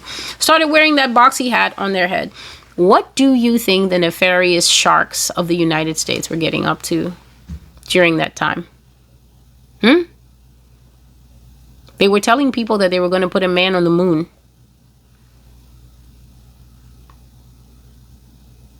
Presidents in this country are figureheads. They don't actually do anything for you. You sit at your house and you're upset because it seems like your elected leader of choice, no matter who they are, always seems to be playing golf. People complained that Obama golfs all the time. Then people are complaining that Trump golfs all the time. People are complaining that George Bush golfs all the time. The reason these men are golfing is because once they're elected, there's nothing really for these people to do. I don't know why you don't know that. You go to a restaurant and you sit, and the maitre d', right, the head of house, comes and says, "Oh, we welcome you to Chez Allegra," and you feel so Chez Allegra'd because wow, you finally got a reservation. You got in and you sit there, and then he claps and somebody comes and they read you the menu, and meanwhile the main activity is going on in the kitchen. Because you didn't come to Chez Allegra to get to know the maitre d'. You don't know him. You didn't come to become BFFs, best friends forever, with the wait staff. You don't know them. The maitre d', the nice chairs, the table, the violinist in the background, all of that ambiance is created for one purpose. You came to Chez Allegra because you heard that the food was good. You've come for the food. In America, the food is not prepared by the people who are voting on bills in Congress, because the people who are sitting in Congress, most of them are on tape with their same sex or doing something they're not supposed to do. And the Israelis have those tapes. Let's talk about it. Most of the people who sit in various halls of power have some kind of terrifying and devastating, compromising dirt on them. And I've been telling you this since 2020. My prophecy is on record. It's one of the prophecies that's actually written on the blog. It's called What You Never Heard Before. And it was a good title that the Lord gave me because it was what I never heard before. Because I thought prior to that people get elected and then they say, if you choose me, I will, American people. Yeah, no, it doesn't work like that. The reason that the president has all the time to play golf is because in the back room, the shadow government, the iron hand that has been working plans for over 100 years in this country are cooking up the meal step by step that they want to feed the American people. And then the various presidents that you get are the maitre d'. He will get elected and then he will tell you, in this administration, the menu is war. That was all George Bush had on the menu. It was a 9/11 and an endless war in which he killed millions of people in Iraq, co-signed by the people in America. That was all it was. That was all September 11 was. It was a way for him to continue being the maitre d' and to get more money and to get the Patriot Act signed and to take away more of your rights. And you're still living in the tunnel of that, having a hurt conscience and thinking that Arabs who don't care about you, because you are the one who are always aggressive towards them. In which they told you that Arabs attacked you and you needed to go back and give them what for? You have a crack in the mind, a hurt conscience. You have a mental wound that the people in the kitchen caused you. And then they told you that somebody else did it and you ought to go get them. And that's how America runs. The waiters and the servants are just your elected officials, your representatives, your senators. They run around in the restaurant. What would you like to see? And then you're like, I'd like to see better protection in the schools, because the schools are getting a little dangerous in our district. And then they're like, right, better protection. And then they come back to the wait staff. They come back to the cooking staff, and the cooking staff are like, what are you talking about? We're about to flood that neighborhood with crack and guns. Get out of here. What am I supposed to tell tell them anything you like? Make it good too. We've got those pictures, and I know your wife would be very interested in seeing them. That's how this country runs. In your core, you know what I'm telling you is the truth. The reason you don't want to believe the truth is because it will force you to have to decouple from America, and you already hate everywhere else. And so if you let go of America, what will you have? Nothing. But look at it this way. Look at it God's way. You're going to have nothing anyway. You're in a punishment arc, a judgment arc. So what do you have to lose?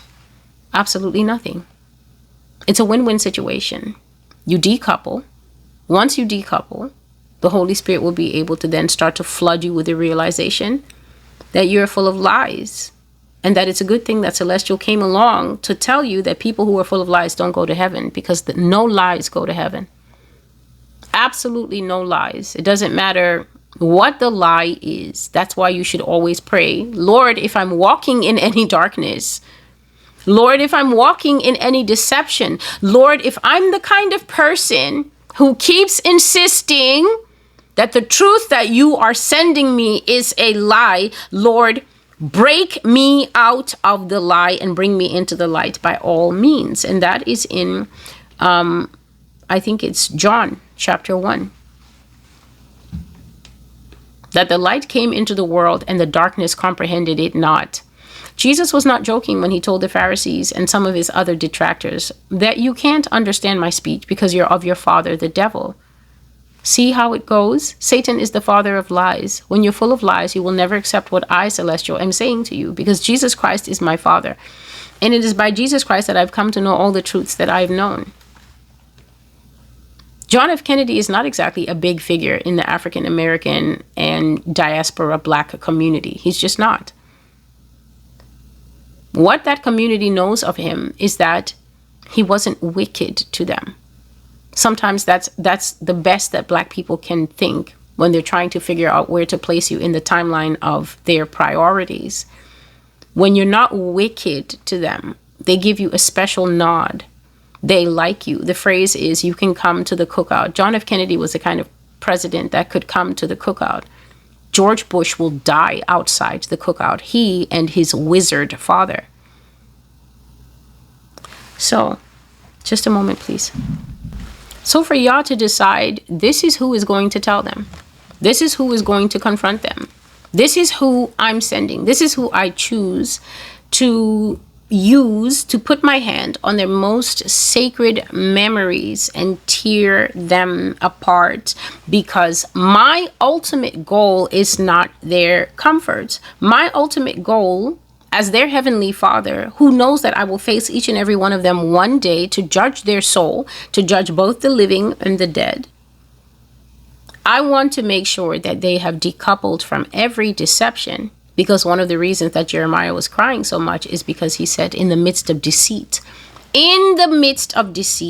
my people dwell. Jeremiah expressed such grief over the fact that the Israelites were so deceived.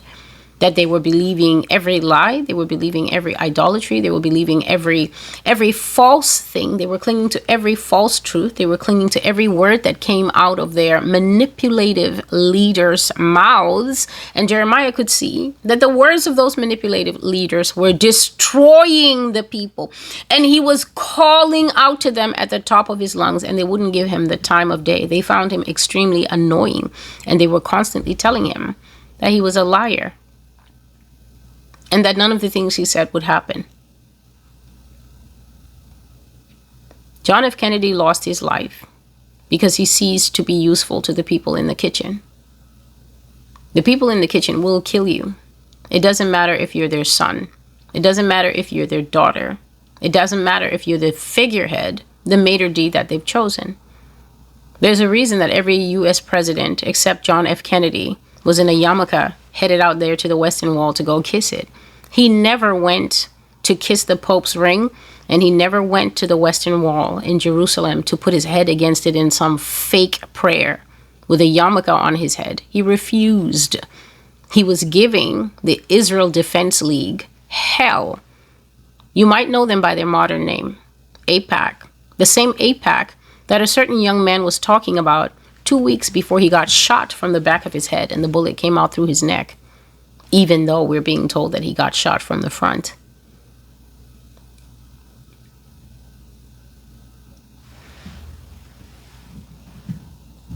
He was giving them hell. He wouldn't bow the knee. He found out about a false flag, America's bread and butter. I almost said bed and breakfast, but we're not running a hotel here. America's breakfast, America's bread and butter, false flagging. Shoot herself in the foot, just like the Israelis do, and then they say Hamas did it. Shoot herself in the arm. Blow up iconic towers in the middle of the nation. Why am I eating dinner tonight? Dinner, this is the dinner of Monday, October the 6th. I cook food, I sit down to eat the food, and the Lord says 9/11. 9/11, so strongly that I'm thinking, I wonder what I should do about 9/11. He tells me to put on the TV. I put on the TV and I think, okay, 9/11, it's a good enough place. I've got a smart TV. I'll look for something on 9/11 and I'll eat that. After I've eaten, I'll give myself some time to digest, and then I'll get on the internet and I'll make the video about ex-President Kennedy, former President Kennedy. I put in 9/11, and the first documentary that comes up is something that was done just a month ago on, what's it called? Jeff Bezos thing. Yes, Amazon Prime. I think, okay, that's fresh. Bound to be full of lies, but you know what? I'm having dinner. I'll watch it. I click the thing. This video has been removed. Error. You cannot access this. And I thought, oh, must be a mistake. I scroll back. I go all the way back to the search function. 9/11. The thing pops up. I click it. It comes on. It starts to give the little, you know, the little preview that shows that the movie is there. I click it. You cannot access it. Error. This movie has been removed. And I thought, oh, wow, it only survived. And I can see it's already been given 4 stars. It's already been given 4 stars. So that means that it was there and that people have watched it, and then somehow it's been pulled. So then I have to go on the internet, and I find the whole thing available on YouTube. 48 minutes of, you know, nostalgia, true footage, and just lying beliefs that planes flew into those buildings. You believe these things because you don't have an alternative. That's what you think. You think you don't have an alternative. But you look at somebody like me. I'm in my right mind, clear-minded. And aren't you curious what I believe in? I believe in Jesus Christ, the truth, the way, the life. That is why no matter how many lies of this country have been stripped away from me, I have been able to find my way, because I don't see America as my final resting place. Who wants to RIP in the United States? I want to die in Christ. I want to make sure that I have a home where mold, dust, rust, moth cannot creep in and destroy. If I close my eyes in Jesus Christ, if I manage to stay away from all the lies of the beast system, if I manage to stay away from all the trinkets and the toys that are coming, all the little enticements, you can be better than a mere woman. Then I close my eyes in Christ. I've won. Get to go to heaven, and they'll be doing samba for me when I come down the victory row, because I won't die ordinary. I will die a worker. What are you clinging to today? Fond, nostalgic memories of the lies of the moon landing. It is a lie that you went to the moon in the 60s, and yet you can't go now in 2025. Alexa should be able to take you there, with Siri giving the GPS map to get there and get back safely. But you can't go there. And the reason you can't go there is because it was a scam on a far more gullible population than we have today. The reason that people always are seeking for a part of their existence in the United States that's not a lie is because you are afraid to enter into the free fall because you think that Jesus won't be at the bottom to catch you. You want to find a portion that Celestial won't talk about. You want to find a part that is safe. You just need to find that part that she won't mention, because something has to be true, but it's all lies. It's the biggest scam that I've ever seen in my life. In all my travels, in all my reading, in all the studies with my parents pushing my head and telling me I better not get bad grades.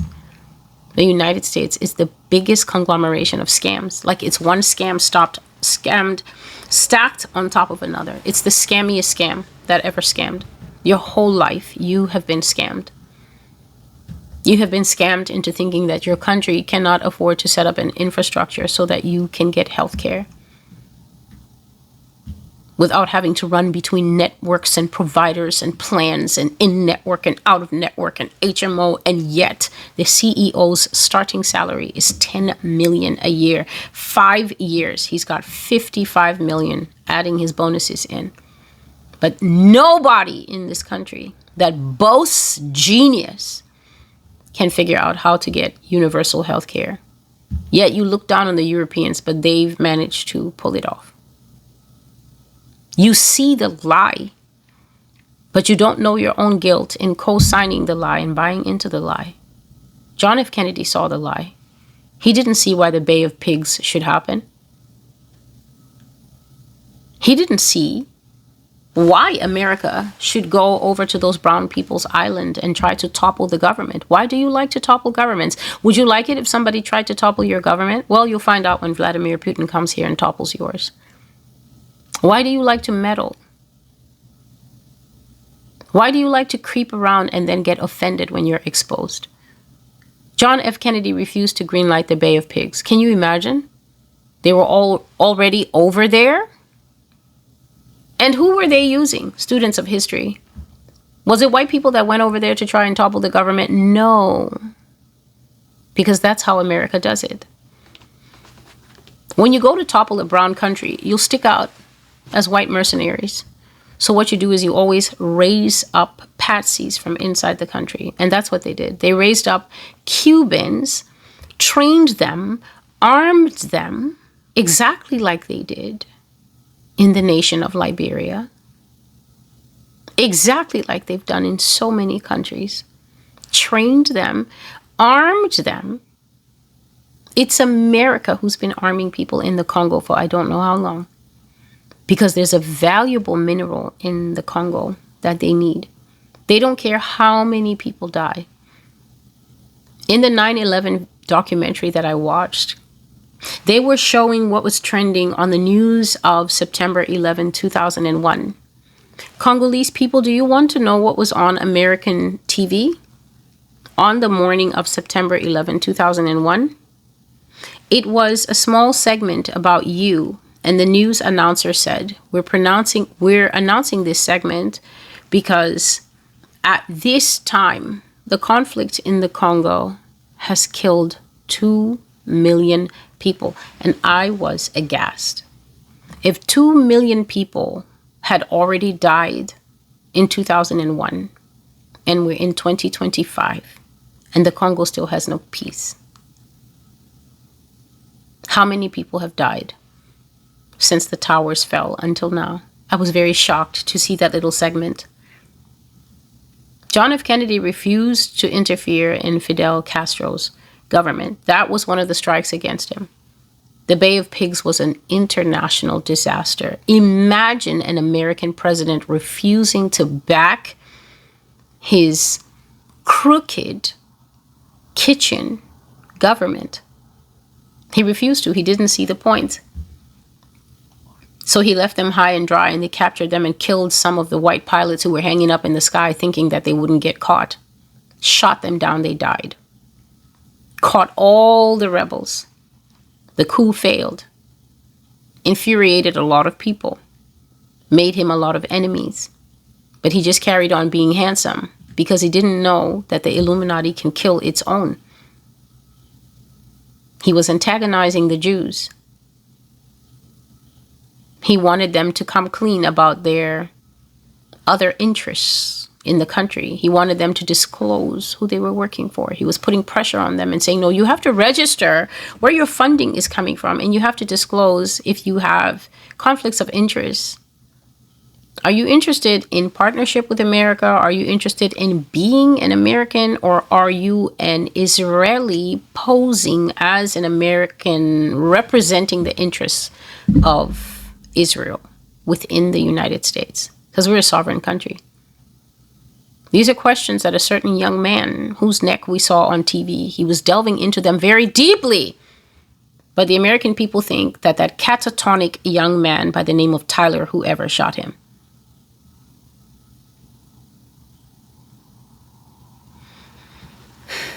Something that is easily used because it is easy to make use of, and it is profitable to use. So when things stop being profitable to use, then the people in the kitchen don't need it. They just open the trash can and put it in there.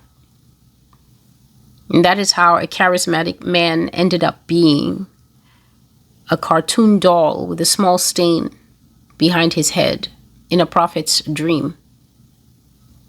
And now God brings us to the present time. And he's talking about the loss of a favorite son. A United States assassination of a political figure that will go after the order of former President JFK. Now, I already mentioned that no president worth his salt in this country ever drives around exposed. There's no drop-top missions. Stephen Miller and... No, it was Pete Hegseth and J.D. Vance recently walking through Grand Central Station. People booed the daylights out of them. So imagine what would happen if President Donald Trump decided to come out in public at any place that wasn't Mar-a-Lago. So presidents in this country don't roll around in cars that don't have tops anymore. They move around in highly, highly fortified fortresses of cars, planes, to protect them from the lone shooter on the grassy knoll. When God is talking about the assassination of a political figure, he's basically talking about a man who is going to drop in America as a result of his enemies' planning, because that's what carried President JFK.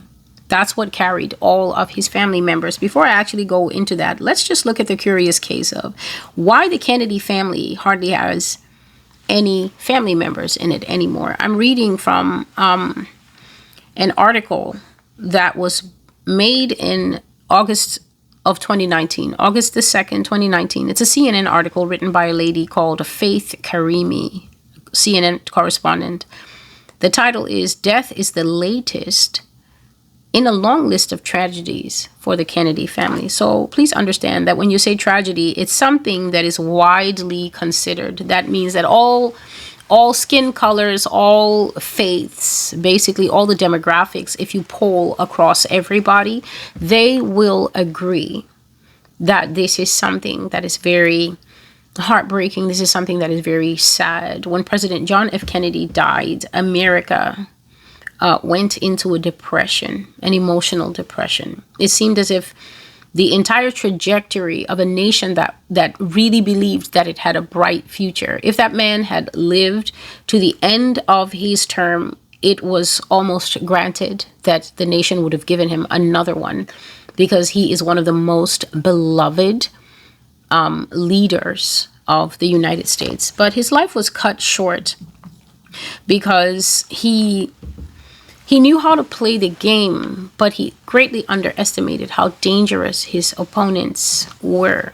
He literally thought that because he was an insider, he was protected by insider code. But the insider code of the wealthy in this country is that there is no code. Everyone is expendable. Everyone can be gotten rid of. Everyone can be taken care of because, again, the actors in the front, the maitre d', who is the president, welcome to Shea USA, and the wait staff. Can I take your order? Can I get your drink? It's your senators, it's your aldermen, it's your representatives. These people don't matter. These people are just a house of cards that fold as soon as Benjamin Netanyahu makes a call here.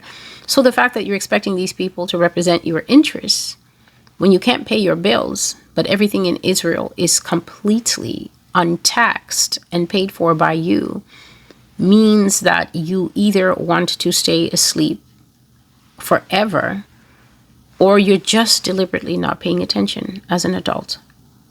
And neither of those choices makes you look good, by the way. So, death is the latest in a long list of tragedies for the Kennedy family. It speaks first of Robert F. Kennedy. This would be, I think, he's the head of the CDC. He's the head of some medical department in the country, the man with no voice. It says that his granddaughter has just recently died. Her name is Suarez Kennedy Hill. It doesn't say, yes, she was 22 years old, so she died in 2019. And they always tend to die right at the flower of youth, right? And that's to sell the idea that it's some kind of mysterious curse stalking the family. No, the family is being eaten by the political establishment. This family has really suffered in the hands of the U.S. government. They have worked really hard to make sure that the only thing called Kennedy that remains is just the pets. Everybody of any consequence is killed. And especially in the early years when they were annihilating the males, they did that to make sure that there would never be an attempt at a Kennedy run for the White House ever again. So under assassinations, President John F. Kennedy and his brother, Senator Robert F. Kennedy, were both assassinated. The president being shot in Dallas on November the 22nd, 1963. And listen to what it says here. The man who is accused of shooting him was also shot dead as he was being transferred from the Dallas City Jail to the county jail days later. The shooting was inadvertently shown on TV. Imagine that. Now, when you say the shooting was inadvertently shown on TV, this is what actually happened. The TV reporters showed up because obviously this is a momentous event. When a person shoots a well-loved public figure, as we have recently seen, tempers flare high, and the media is expected by the people to constantly be present to keep their eye on the ball because the people want to know play by play what's happening to this evil person who dared to shoot and take away their beloved. So the media show up. Obviously, this man is about to be transferred. Obviously, this man is expected to have a trial, but the media don't know that the shooter from the grassy knoll, who did not exist, is also present in the room. Why is he present in the room? Because when you false flag, you have to clean up all the loose ends. I've always said here, as I've been telling you about what God had to say in false flags far back, these are my 2020 and my 2021 prophecies, telling you that you are not only a nation of false flags, but they are going to go off the chains as we get closer to bringing in the beast system. When you do a false flag, you can't afford to have the MK Ultra boy with his blank Tyler Robinson stare still alive. The thing doesn't look good. That person might talk, and that's because everybody knows that MK Ultra can be cracked with the right treatment. If the therapist gets near the trigger word, or if the therapist notices that the boy is catatonic and they use some kind of alternate methods and they get into his head, they can unprogram the programming and then the person will start talking. So in the old days, it was very rare to see a Luigi walking away or a Tyler walking away. What would happen is that you would be brainwashed, monarch, butterflied, whatever would happen. They would send you in to do the thing, or they would ask you to do the thing, or they would trick you into doing the thing, which is what happened with the Kennedy assassin. The Kennedy assassin said just before he was killed, "I'm just a patsy." And then a shot rang out and we never got to find out what else he knew. They killed him on camera in a way to appease the anger and the sorrow of the American people. Just like this nation went over to Iraq after blowing up its own towers, it then went over there to blow up innocent Iraqis on the pretext that they had weapons of mass destruction, which we now know that they don't have. It's a very costly mistake to make on other people, except that it's not a mistake. It is something that was cooked up on the kitchen menu and then served to the people outside using their taxpayer dollars, whether they liked it or not. And for the most part, they liked it because they thought that the Arabs had attacked them when nothing of the sort had happened. And so you always have to take care of the loose end. And that's why the Kennedy assassin was shot on tape. Seeing live justice served on a man who his last words included, "I didn't do it." He said, "I don't have anything to do with this. I'm just a patsy." A patsy is a cat's paw. A patsy is somebody that you trick. A patsy is somebody that you use to achieve an end. And then if anything goes wrong, because he's the one outside, because he's the one who's in the front of the restaurant, he will get all the blame. That's why you never blame the people who are in the kitchen, because for the most part, you don't know America, that there's people in the kitchen. That's why you get mad at the maitre d'. And that's why you get mad at your senators and your aldermen and your governors. They're the wait staff. It's because you're too proud to believe that there's people in the kitchen. And because believing that there are people in the kitchen means that you're a captured nation. And you're too proud to believe that you're a captured nation. But you're a captured nation. And the one person who loves you in this world, God, despite all his anger towards you, keeps trying to tell you that you are a captured nation. And he keeps trying to tell you that the psychopaths in the back have now turned the ship to face a wall and are about to ram it into the wall. And because they're already strapped in with bunkers and about 55 years of food underground, that impact is not going to hurt them. They're going to stand in front of you till the last and tell you that nonsense from COVID.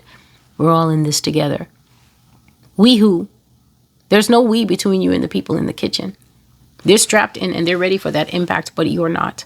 If Bill Gates can sit on camera, let's do this. If Bill Gates can sit on camera after COVID, after everybody gets over COVID, we escape, the whole world does not die, and then smirk and say, the next one will really show them. What do you think these video clips exist for? I'm literally going to hold you as the listener accountable. If you have seen the video clip of Mr. William Gates sitting like Toad of Toad Hall, being asked about how it shocked the world to see a pandemic come up out of nowhere. And now that we've moved past COVID, what are your thoughts? And he goes, well, the next one. The next one will show them. Show who? Who's them? Who does Mr. William Gates want to show something to? Isn't it us? Isn't it you? Isn't it me? Isn't it your children? How can you live in a society where you have seen that and then still keep going on with your day? Telling yourself, well, I'm busy. What am I supposed to do about that? I don't know. Maybe you should wait until the next one shows you. Then you'll figure out what to do when you're dying from something that's 20 billion times more virulent than what they cooked up the first time. Maybe that's when you'll have time from your busy schedule to think about it. Robert Kennedy, the brother of John F. Kennedy, was fatally shot 5 years later when he was campaigning in Los Angeles. 2 decades later, not actually 2 decades later, it's probably 30 years after, his son, who would have been a dashing young man in his early 30s, John F. Kennedy Jr., and his wife, Carolyn Bessette Kennedy, as well as the sister of Carolyn Bessette, They were killed in 1999 when their plane crashed, and then they said that he was disoriented. Ted Kennedy was almost killed in a plane crash in 1964. He was on a campaign flight when the plane crashed and everybody else died. His back and his ribs were broken. The investigator said that it was pilot error. Why not blame the pilot? He was dumb enough to die, so he'll just have to carry the fault. Then in 1944, his oldest brother, Joe Kennedy, in World War II, was volunteering for a mission. It says that his bomber aircraft exploded, but nobody knows why. It literally says here, the cause of the explosions remain a mystery. His older sister, Kathleen, was also killed in a small plane crash. David Kennedy, a brother, died in 1984 of a drug overdose. They said that he saw his father assassinated on TV and he never recovered from it. Michael Kennedy, another son of Robert F. Kennedy, died in 1997 from a ski accident. So they said he just basically slipped off the side of a mountain. John F. Kennedy's sister, Rosemary Kennedy, lost a part of her brain in 1941. And in 1963, the president and first lady lost their child, Patrick, who came into the world 6 weeks early. So we see a family here ostensibly seeming to be suffering from an amorphous curse, a curse that is just in the wind. That curse, part of the curse's name, I think the curse's first name is George Bush Sr., and the curse's last name is Lyndon Johnson. These are the two people that the Lord named to me, and I didn't know anything about it. These are the two people that he named to me stood the most to gain from John F. Kennedy's assassination. And lo and behold, you know, when you Google these things, both of these men ended up being president in succession after him. And it is rumored that that George Bush Sr. hated this man. If you ever seen a movie where the golden boy has a friend who just stands next to him, always in the shadow, that's what people say it was like when George Bush Sr. would see President Kennedy. So take that as you will. And so we are now looking at a political assassination that God says will go exactly after the order of JFK. So we now know that JFK was a charismatic man. President Donald Trump is not a charismatic man, but he does fit all the Strong's concordances. Let's look at how. Strong's Concordance 2170, someone that is well favored, someone who is pleasing and agreeable. Now, we're not asking you liberal Democrats how you feel about this man, because obviously he sends you into apoplectic rage. So you cannot be asked to have an objective opinion. We will instead turn this question to his worshippers who find him well pleasing, who have worshipped him since his first appearance in the 2016 elections, who have looked at him as the brightness of the sun touching lightly upon the nose of a baby. That's how pleasing he was. He was the great answer to America's liberal madness. He was going to bring back order. He was going to get rid of the gay, trans, abortion mistakes of the past. He was going to bring back light and hope and liberty, a strong economy. He was going to solve all the wars, as he's now telling us he has solved wars that aren't even ongoing. He was going to strengthen the economy. He was going to deal with Russia with a strong hand. He was going to do a lot of things. So when he reappeared as a candidate, every groupie who could grouped up. But now here we are. Another thing is that I have always said here from the Lord that Donald Trump is working for the government, that he is a federal operative, that he is a patsy, a tool of the people who are in the kitchen, the shadow government, the people who really run things. I've told the American people that there's no such thing as red and blue, that you live in, I won't even call it a purple nation, because the people in the kitchen are beasts of no nation. They serve a satanic ideal to bring about the kingdom of Satan into the world. That kingdom you can find in Revelation 13. It is known as the beast kingdom. I have shared here during all the political prophecies that I was making in 2022 that strange and uneducated people keep saying have failed. How can you be living in the devastated landscape of my prophecies and saying that they have failed? Aren't you odd? In 2022, I was explaining how the people that Yah showed me in the beast system are loyal to no nation. They may have been born in France. Once they are part of the Illuminati and the greater satanic group, they completely divest themselves of everything French. If you come to them and you ask them, as a senator who has now joined the Illuminati, joined the Freemason, joined the one world conglomerate that is working to bring about Satan's dominion into the earth, and say to them, but don't you care about France? They would say, no, I am not French.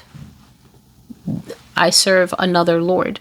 They have another Aleph, another master. They're waiting for Satan to return, the great dragon, to come and rule in the earth through his chosen representative that will sit over the entire one world government. These people are not concerned about the well-being of the French people, where they exist in Germany, where they exist in any part of the world. They're in every part of the world. They don't care about the well-being of the country that they represent. They care about bringing their Lord, small Lord, their master, small m, his kingdom come. That's what they care about. And to bring about that beast kingdom, I have been teaching here consistently, always expanding as God gives me understanding so that we can all grow in the understanding of what we will face at the end of our lives. They have loyalties that transcend caring about school districts and caring about clean water and caring about good hospitals so you can give birth without losing your baby or without suffering too much damage or hemorrhaging or even forfeiting your life. They don't care about that. And so because they are outside of caring and they are behind the scenes of most governments, even where they don't exist, they will travel to nations and tell them, you will either bow to us or we will assassinate the president. You will bow to us or we'll take away your assets. You'll bow to us or we will utterly wreck and destroy you through loans. You will do this and you will do that. And so even small nations that don't actually have a homegrown Illuminati come under the influence through places like the United Nations, through deals, through covenants. You always see these presidents of small African nations standing and grinning like this. And that's because they've been told what to do. Even the medium-sized and the bigger African nations, something that, for instance, Kenya found out. Their president came here and went home and went nuts. They know that. He came here for a brief visit, went home, and then went completely AWOL nuts on them. And he's still breaking out against them harshly. And that's because he's received his marching orders. That man has been told probably that your entire family will be found floating in the biggest dam if we don't see this in place, if we don't see control of Gen Z in place. I told them and they didn't believe me. And now here they are living in the final fruition of things that the Lord said. So he is a federal operative. That was said in MAGA Deception and the Beast. God showed me clearly that man works for the government. He carries out the dictates and the wishes of the people who are in the kitchen. God even showed that he is as much a friend of the people on the Democratic side as the people on the Democratic side as the friends of the Republican. It's all kabuki theater. It's all masquerade theater to keep you thinking that there are two sides that are fighting for two different objectives. They have a single objective, and that objective is to destroy the United States, to tear it open and rip the heart out of it and drop the carcass on the ground. And a new slender being, a new slender woman that has nothing to do with the Statue of Liberty will step out of that body, that clunky old lady body that is known as America. They're going to tear her open, rip her open, and a new slender holographic being, Alexa, Siri, AI, the new America is going to step out, and you're going to step into a nation that God says you won't recognize a thing about that nation. The way it will operate, the way it will run, from jobs to schools to money to even physical intimacy between two people. You will not know what is happening in that world. That will be Satan's world. And so Trump works for that world, and he is profitable to use. He is easy to make use of. He is useful. He is something easily used that is useful. Strong's Concordance 2173.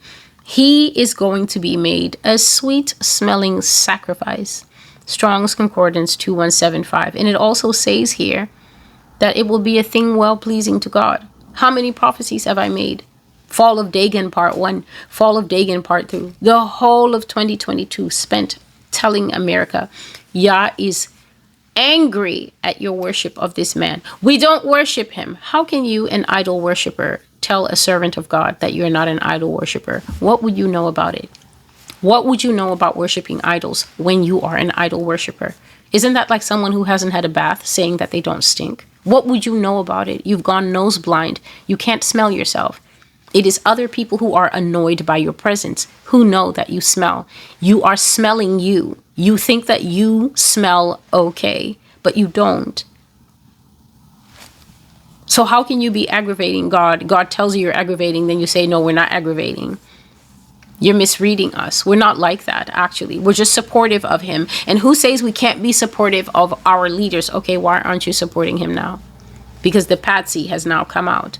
The patsy is now raking the coals, and the coals are on your back. The patsy has now sent armed military guards into the streets, exactly as I've been telling you for 5 years. Now, all of a sudden,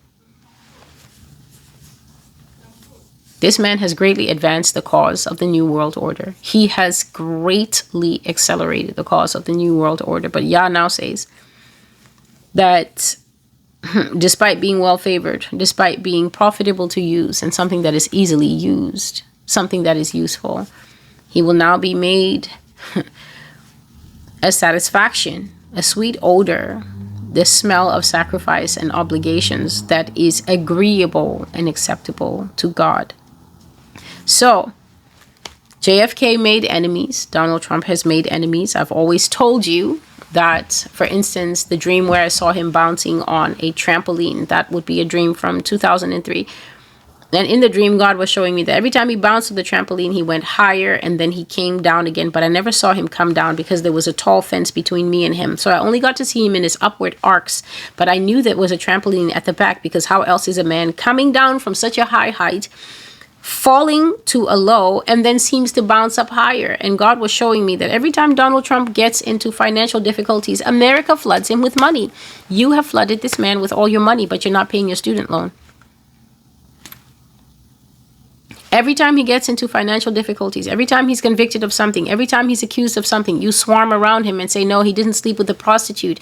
Then undeniable evidence comes out that he slept with a prostitute, that he slept with the Stormy Daniels. Then you will say, no, it's a lie. They planted evidence of how we can see from the evidence that he went there, but it's AI, because you love lies. You are the trampoline that he's bounced on. Every single time he gets into shenanigans and shakes, he would fly up in the air. But there was a time he flew up in the air. He kept going higher and higher until when he was going up, it's like he was almost like backlit by the sun. That's how high you've lifted him to. But then I saw one time he went up, and as he was coming down, I knew that the trampoline wasn't there. Yes, although the fence was high and I couldn't see, I knew that some men came and took the trampoline and walked away. And he was on his way down, and he would not find anything there to bounce on. He was going to smash himself. I've been telling you since 2021. I've been telling you since 2019 that I have seen that he has enemies, and that his enemies are going to determine that he has too much sway in the marketplace. President John F. Kennedy had a lot of sway in the marketplace. Whatever he said, the people agreed with. They loved him. Whatever Donald Trump says, his base supports him. There are people to this day who are watching America get dismantled. America is getting unzipped for that AI queen to come out of her, the new beast system. And people are still saying, well, let's just give him a chance now. It's only the first year. Human rights abuses are happening in the so-called champion nation of human rights. And people are like, thank you, President Trump. Thank you for cleaning up the streets. He's going to clean you up. Those ICE soldiers are coming for you. They're coming for your grandbaby that you think is different from a Mexican person's grandbaby. They're coming for you. They're coming to, what did I call them? Twinkle Top Towers, to take all of you in handcuffs.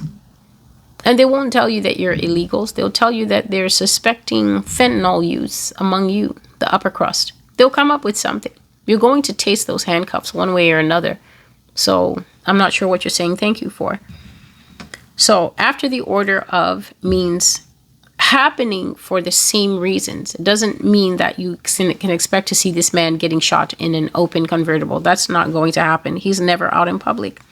And God says that this assassination is a sacrifice determined by others as necessary to achieve their end goals and objectives. So then they see this sacrifice as something that will be well-pleasing to them.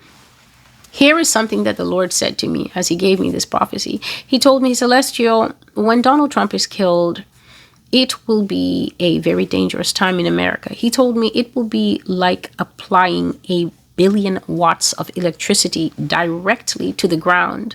Now, in America, there's this new thing that people in other parts of the world know about. It's called grounding, whereby you go and you stand outside, and everybody knows, at least most people are learning, that the earth actually does have a frequency, and it's a very low charge. That if you walk around without shoes, your body actually receives this low charge because our bodies have some aspect of it that works like a battery. And this thing, it helps you to heal injuries faster, and it helps you to fall asleep better, and it's very, very good for you. And so a lot of people have started buying grounding sheets to sleep on the sheets and grounding mats. And they've started to spend time, those who have a yard, bless you. They've started to spend time in their backyard walking around without shoes to just pick up this charge from the earth. Now imagine God, who knows about all these things because he formed the earth, the frequency, everything, our bodies, telling you that it's going to be as if someone took a positive charge and a negative charge containing 1 billion megawatts and plugged it into the ground that us human beings are standing on. What do you think God is saying? God is saying that America is going to be electrocuted by such an event happening here. The other thing that he said to me is that the people will run like wild horses let out of the paddock. And that is something he said to me back in 2019, 2020. And I did not want to disclose it at the time. All I said was that I saw the coming of an event in America.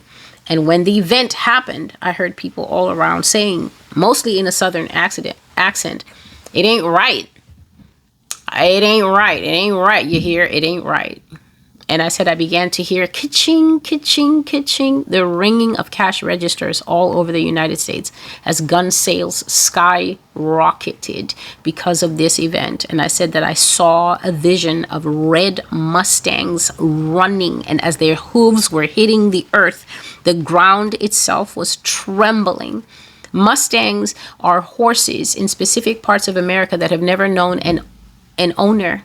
They're wild horses, very beautiful horses, but they're not tame. They're not tame. They've never had a halter on their back. They've never had a rein in their mouth. And so they're extremely wild. And if you catch one and you want to tame it, that horse is so high-spirited that the time that you will spend breaking the horse in and getting the horse to submit to human leadership and human ownership can sometimes end you with a broken jaw or a broken face if you are not good at working with these kinds of horses, because they are strong and extremely independent. And this is what Yah showed me. I saw that the ground was literally vibrating and shaking because of a pack of horses, hundreds of them running and snorting without control. And that is what America is going to be like when there's a political assassination after the order of former President John F. Kennedy. And yet, it's a sacrifice that certain people have determined is necessary. So if you have something that was profitable to use and very easy for you to use, you simply give that thing an instruction and it comes out and says, I've decided I've decided, and that thing has always come out and obeyed your instructions. What makes people decide that something isn't profitable anymore when it stops being useful for the purpose? When it stops being useful for the purpose. Now, it doesn't mean that the thing has actually stopped being useful for the purpose. What it means is that you decide that this thing that is so well favored, pleasing and agreeable and acceptable to others, you decide, wouldn't it be fun to destroy this thing, to watch the biggest meltdown of our time? Remember what today's villain says to the hero falling on the ground. Why did you do this? Why have you done this? Because I wanted to watch the world burn. These people would love to see your pain. You in MAGA, you on the Republican side. They also would love to see the liberals' glee. There's some joy in them knowing that you're just as wicked as they are, that you would dance like demons over a death, something that Christians are not supposed to do. They will laugh and they will say, do you see? That's why when we give them the next bubonic plague, we feel no remorse. These are wicked people. Did you not see how they danced and capered at the funeral? Did you not see how they made so many memes and they clapped and they celebrated? These are demons. We are moral people here in the kitchen. We don't believe that demons have a right to exist. Release the plague. Their minds are quite hypocritical because their minds are sick. They don't even see how they believe two different things at the same time. They will watch the tears of one side and just suck them up with a straw. And they will watch the glee of the other side and say, you see, they ought not to live. And so, they will see this sacrifice as something that is necessary to achieve their end goals and objectives. Yah says they have reached a final determination on it. That means they've made up their mind. And why wouldn't they have? I've been prophesying the same thing since 2019 when God first showed it to me. That harm was intended. That evil was intended. And I said that Christians should not rejoice when such a thing happens. And this was in President Trump's first term that I saw this in the year 2019. And I wrote it. And I said, I see that they do not want him to increase the power because he has such a strong effect on the voter base. But God says that the way they see their plans are that when it happens, we'll contain it. So I told you that these are people who are very flexible because they don't have a loyalty to America like that. They can afford to be flexible. They can afford to do something and then watch how the people respond and say, oh, they're not even responding how we thought. Okay, let's go to plan C because plan C fits perfectly this response. But if they do something and they expect a response and they think they've gauged how high the response will be, such as an assassination of a president who is this polarizing in the nation, and then the response is excessively more than they thought, that's what God is saying. God says that they think, okay, we kill him, it will be like water breaking out. It will be like water from a drainage pipe that has burst. We simply have to manage it. So that means they're perfectly okay with pandemonium and chaos, something that Americans think that the government avoids at all cost. Americans think that this is a government that is such a stabilizing government. Imagine a government staging false flags everywhere, sending MK Ultra monarchs everywhere into schools to shoot up people. This is who the U.S. population thinks is a stabilizing force, a force that wants peace, a force that has people outside on the street that as soon as they see you and you say, hey, what are you doing to that? They've already pulled a weapon, right? Because everybody knows that you train the police to escalate the situation, not to de-escalate. They're pulling weapons on everybody now because now the president has told them to use all force, full force. So how safe are we?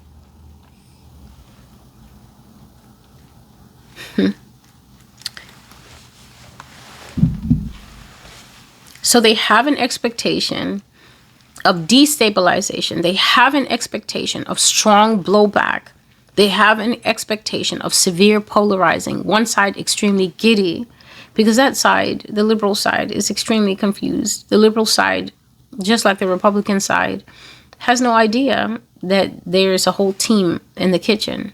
So the liberal side are looking at the current president as a pimple that needs to be squeezed out. What they think is that once he's squeezed out, won't he die? Why won't someone do it? This is what liberals are saying. Just like ghouls, just like demons waiting over somebody's casket. They think that once the pimple is squeezed and the wound is sanitized and cleaned out and covered with some gauze for a few days, a better and a more sane leader will come in. They don't know that this is one pimple that actually goes down to the belly, and that when you squeeze it, the next head will only give more of the same, and more of the same, and more of the same.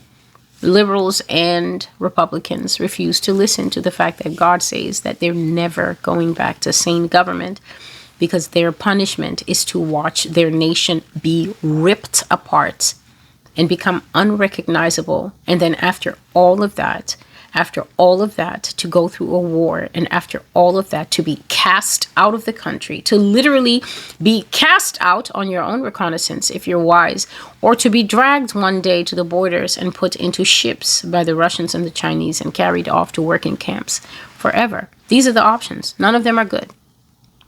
And the longer people wait, the more the door is closing on the not so good offers, leading into the worst offers where you can't leave here.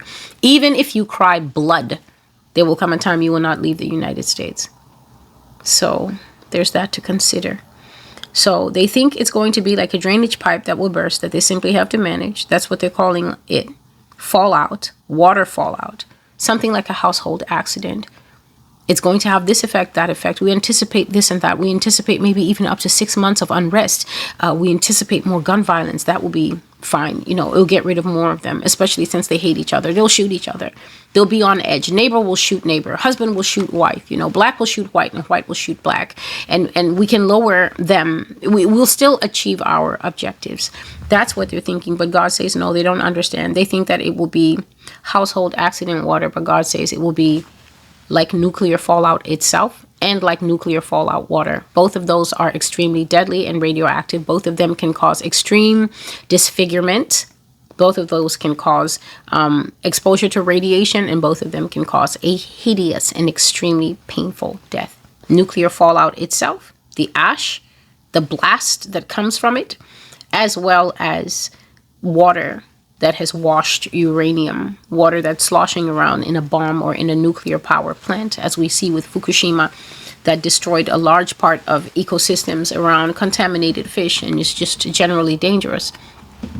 It's not going to be household accident water. It's not going to be something that even the architects of the sacrifice, the architects of the assassination, aren't you blessed, America, to hear how assassinations are planned before they shock you on TV?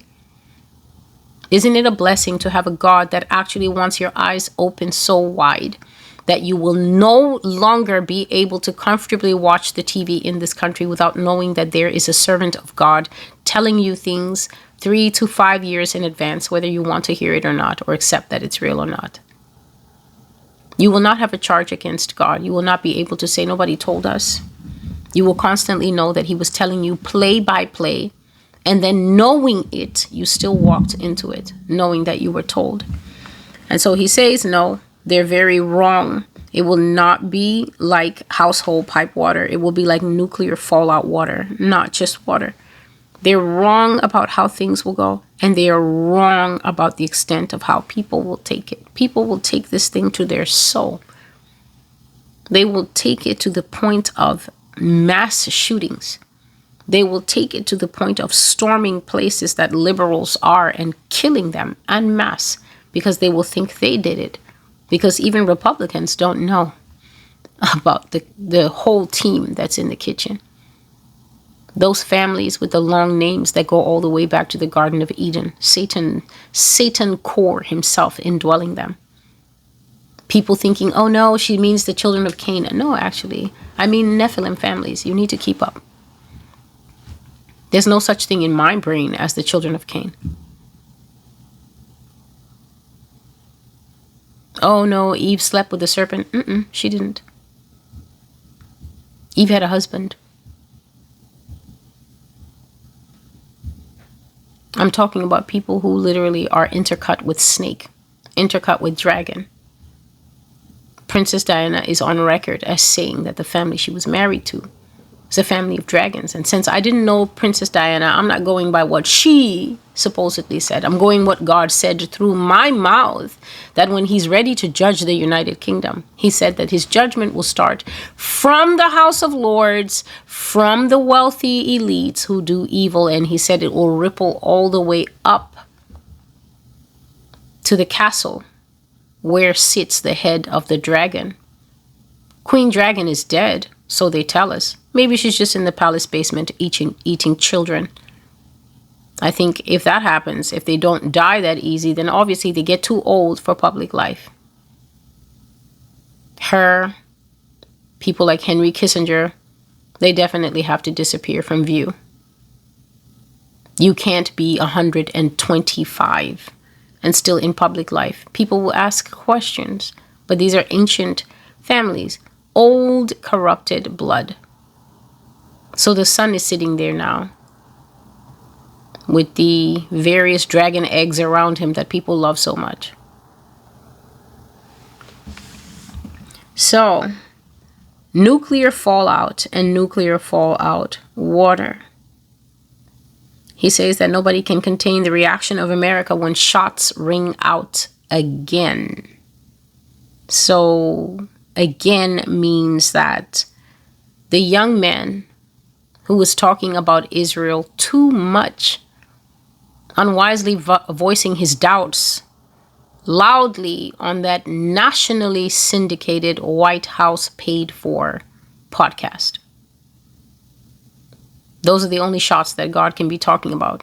The shots that removed Charlie Kirk from this earth. That have already set off a period of instability in the United States. Because everybody has a theory. Except the truth.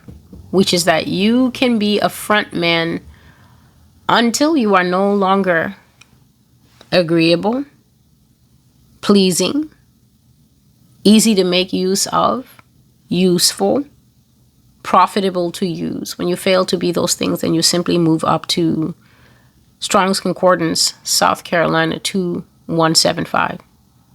A sacrifice. That's the only thing left for you now, to become an odor, an obligation, a sacrifice. So God says, if shots ring out again in America, once foul play is suspected, once favorite sons are gone, when the scapegoat is sacrificed, Yah says the reaction we will have in America, nobody can contain it. Not even the people who set it off. Imagine, you set up firecrackers, you let them go off, and then instead of going into the sky as they plan to, they go straight into your throat. Straight into your baby's carriage, and boom. You didn't know they were faulty from the factory. You thought that they went straight up. They just go in an arc and land right there in that bassinet where the baby is. That's what it means nobody can contain. When foul play is suspected and when favorite sons are gone. Therefore, God says we should prepare ourselves for nuclear fallout water in America. So it's not household pipe water. It's not just a simple spill. Oh, the pipe burst. Quickly wrap it around. Call the plumber. Switch off the water at the mains. We don't want water on the hardwood floors. That's not a household accident water, he says. It's nuclear fallout and nuclear fallout water. The same way that nuclear fallout water is extremely dangerous, contaminated, deadly, and carrying sure destruction with it, is the same way the assassination coming to the United States will topple the nation into pandemonium and reduce a civil nation to a greatly uncivil state. Prepare for these times, for these times are soon at hand. Thus says the Lord. And so I know that I have expressed here enough information for you to know that this is not a prophecy that I got from anyone else, because I was speaking it when Donald Trump was still in the flush of success of his first term. First started giving this prophecy in 2019. There is the unrighteous decree That prophecy has a bullet on it, the picture of a bullet through glass, depicting somebody who's been shot through glass. I think that was from 2021. There's POTUS, where I said that God showed me the assassinated President Abraham Lincoln through history, through time. And I was looking at Lincoln, and Lincoln was looking at me and telegraphing to me as I was writing this prophecy about the assassination of the United States president at that time, Donald J. Trump. I was writing it, and then I said I looked across and I saw at the Washington Monument Lincoln, and Lincoln was looking at me with this look like, well, they did it to me, didn't they? And I only made that prophecy recently. It's just been sitting on the blog for 6 years. That was a 2019 prophecy. 2019 prophecy, Ezekiel 13. Prophecy of a great fall. The prophecy is exclusively about Donald Trump. And if you go back to that prophecy from 2019, you will see that I saw that Donald Trump was about to come down off the podium. But I said across the timeline of history, I saw unrest. I saw instability in America. I saw pandemonium, people running here and there, just looting, protesting and everything. And I said all these things I saw in the future behind this president. And who do we see in office again? And what do we see happening in his second go round of power? That prophecy is worth watching. In fact, it's worth reading. You should go back and read it, because his assassination is also mentioned there. His assassination is mentioned in the fall of Dagon. I think the fall of Dagon was from 2022. His death is mentioned in Mark of Deception and the Beast. That is from 2022. You shall have no idols left. His death is mentioned there. It's also mentioned in America in Tumult, Part 3, Deep State. I said I saw him standing. He was standing in the wings. He was waiting to be announced. There was a press briefing or an event. He was standing in the wings. He was waiting to be called out. And I said I saw a man standing behind him so close that the tips of the man's shoes almost touched the back of Donald Trump's shoes. But Donald Trump was completely oblivious to the fact that that man was standing behind him. And that man was Barack Obama. Barack Obama was standing right behind Donald Trump, and he was grinning with so much anticipation. And Donald Trump was just standing there. You know when you're shaking your shoulders and you're just getting ready because you know they're going to call you out? That is what I saw. So that was from Deep State, would be 2020. So basically, God has been showing it continuously, and God has been saying it continuously. I'm not someone to just pluck prophecy from the air today. Everything that Yah is saying today, he has been saying, because we are on a journey. It is a journey to get to the fulfillment of all these messages. So Christians, you do well. You do very well to become apolitical as soon as possible. You need to stop caring about a ship that's sinking. Personally, I don't understand it, but then we're not here for my personal opinions. You hear that a nation is under judgment and God is going to destroy it until he boils it and put it under the sea. But during the time that it's above the sea, you still want to make noise and get upset about who's doing who and what is what. And that's your energy. That's your blood pressure, not mine. And so, prepare for these times. The times are soon at hand. Oh, I also spoke about the death of Donald Trump and the closure of his assignment. I think you can find it in the prophecy that is called Sit Down, O Babylon. That's one prophecy from this year.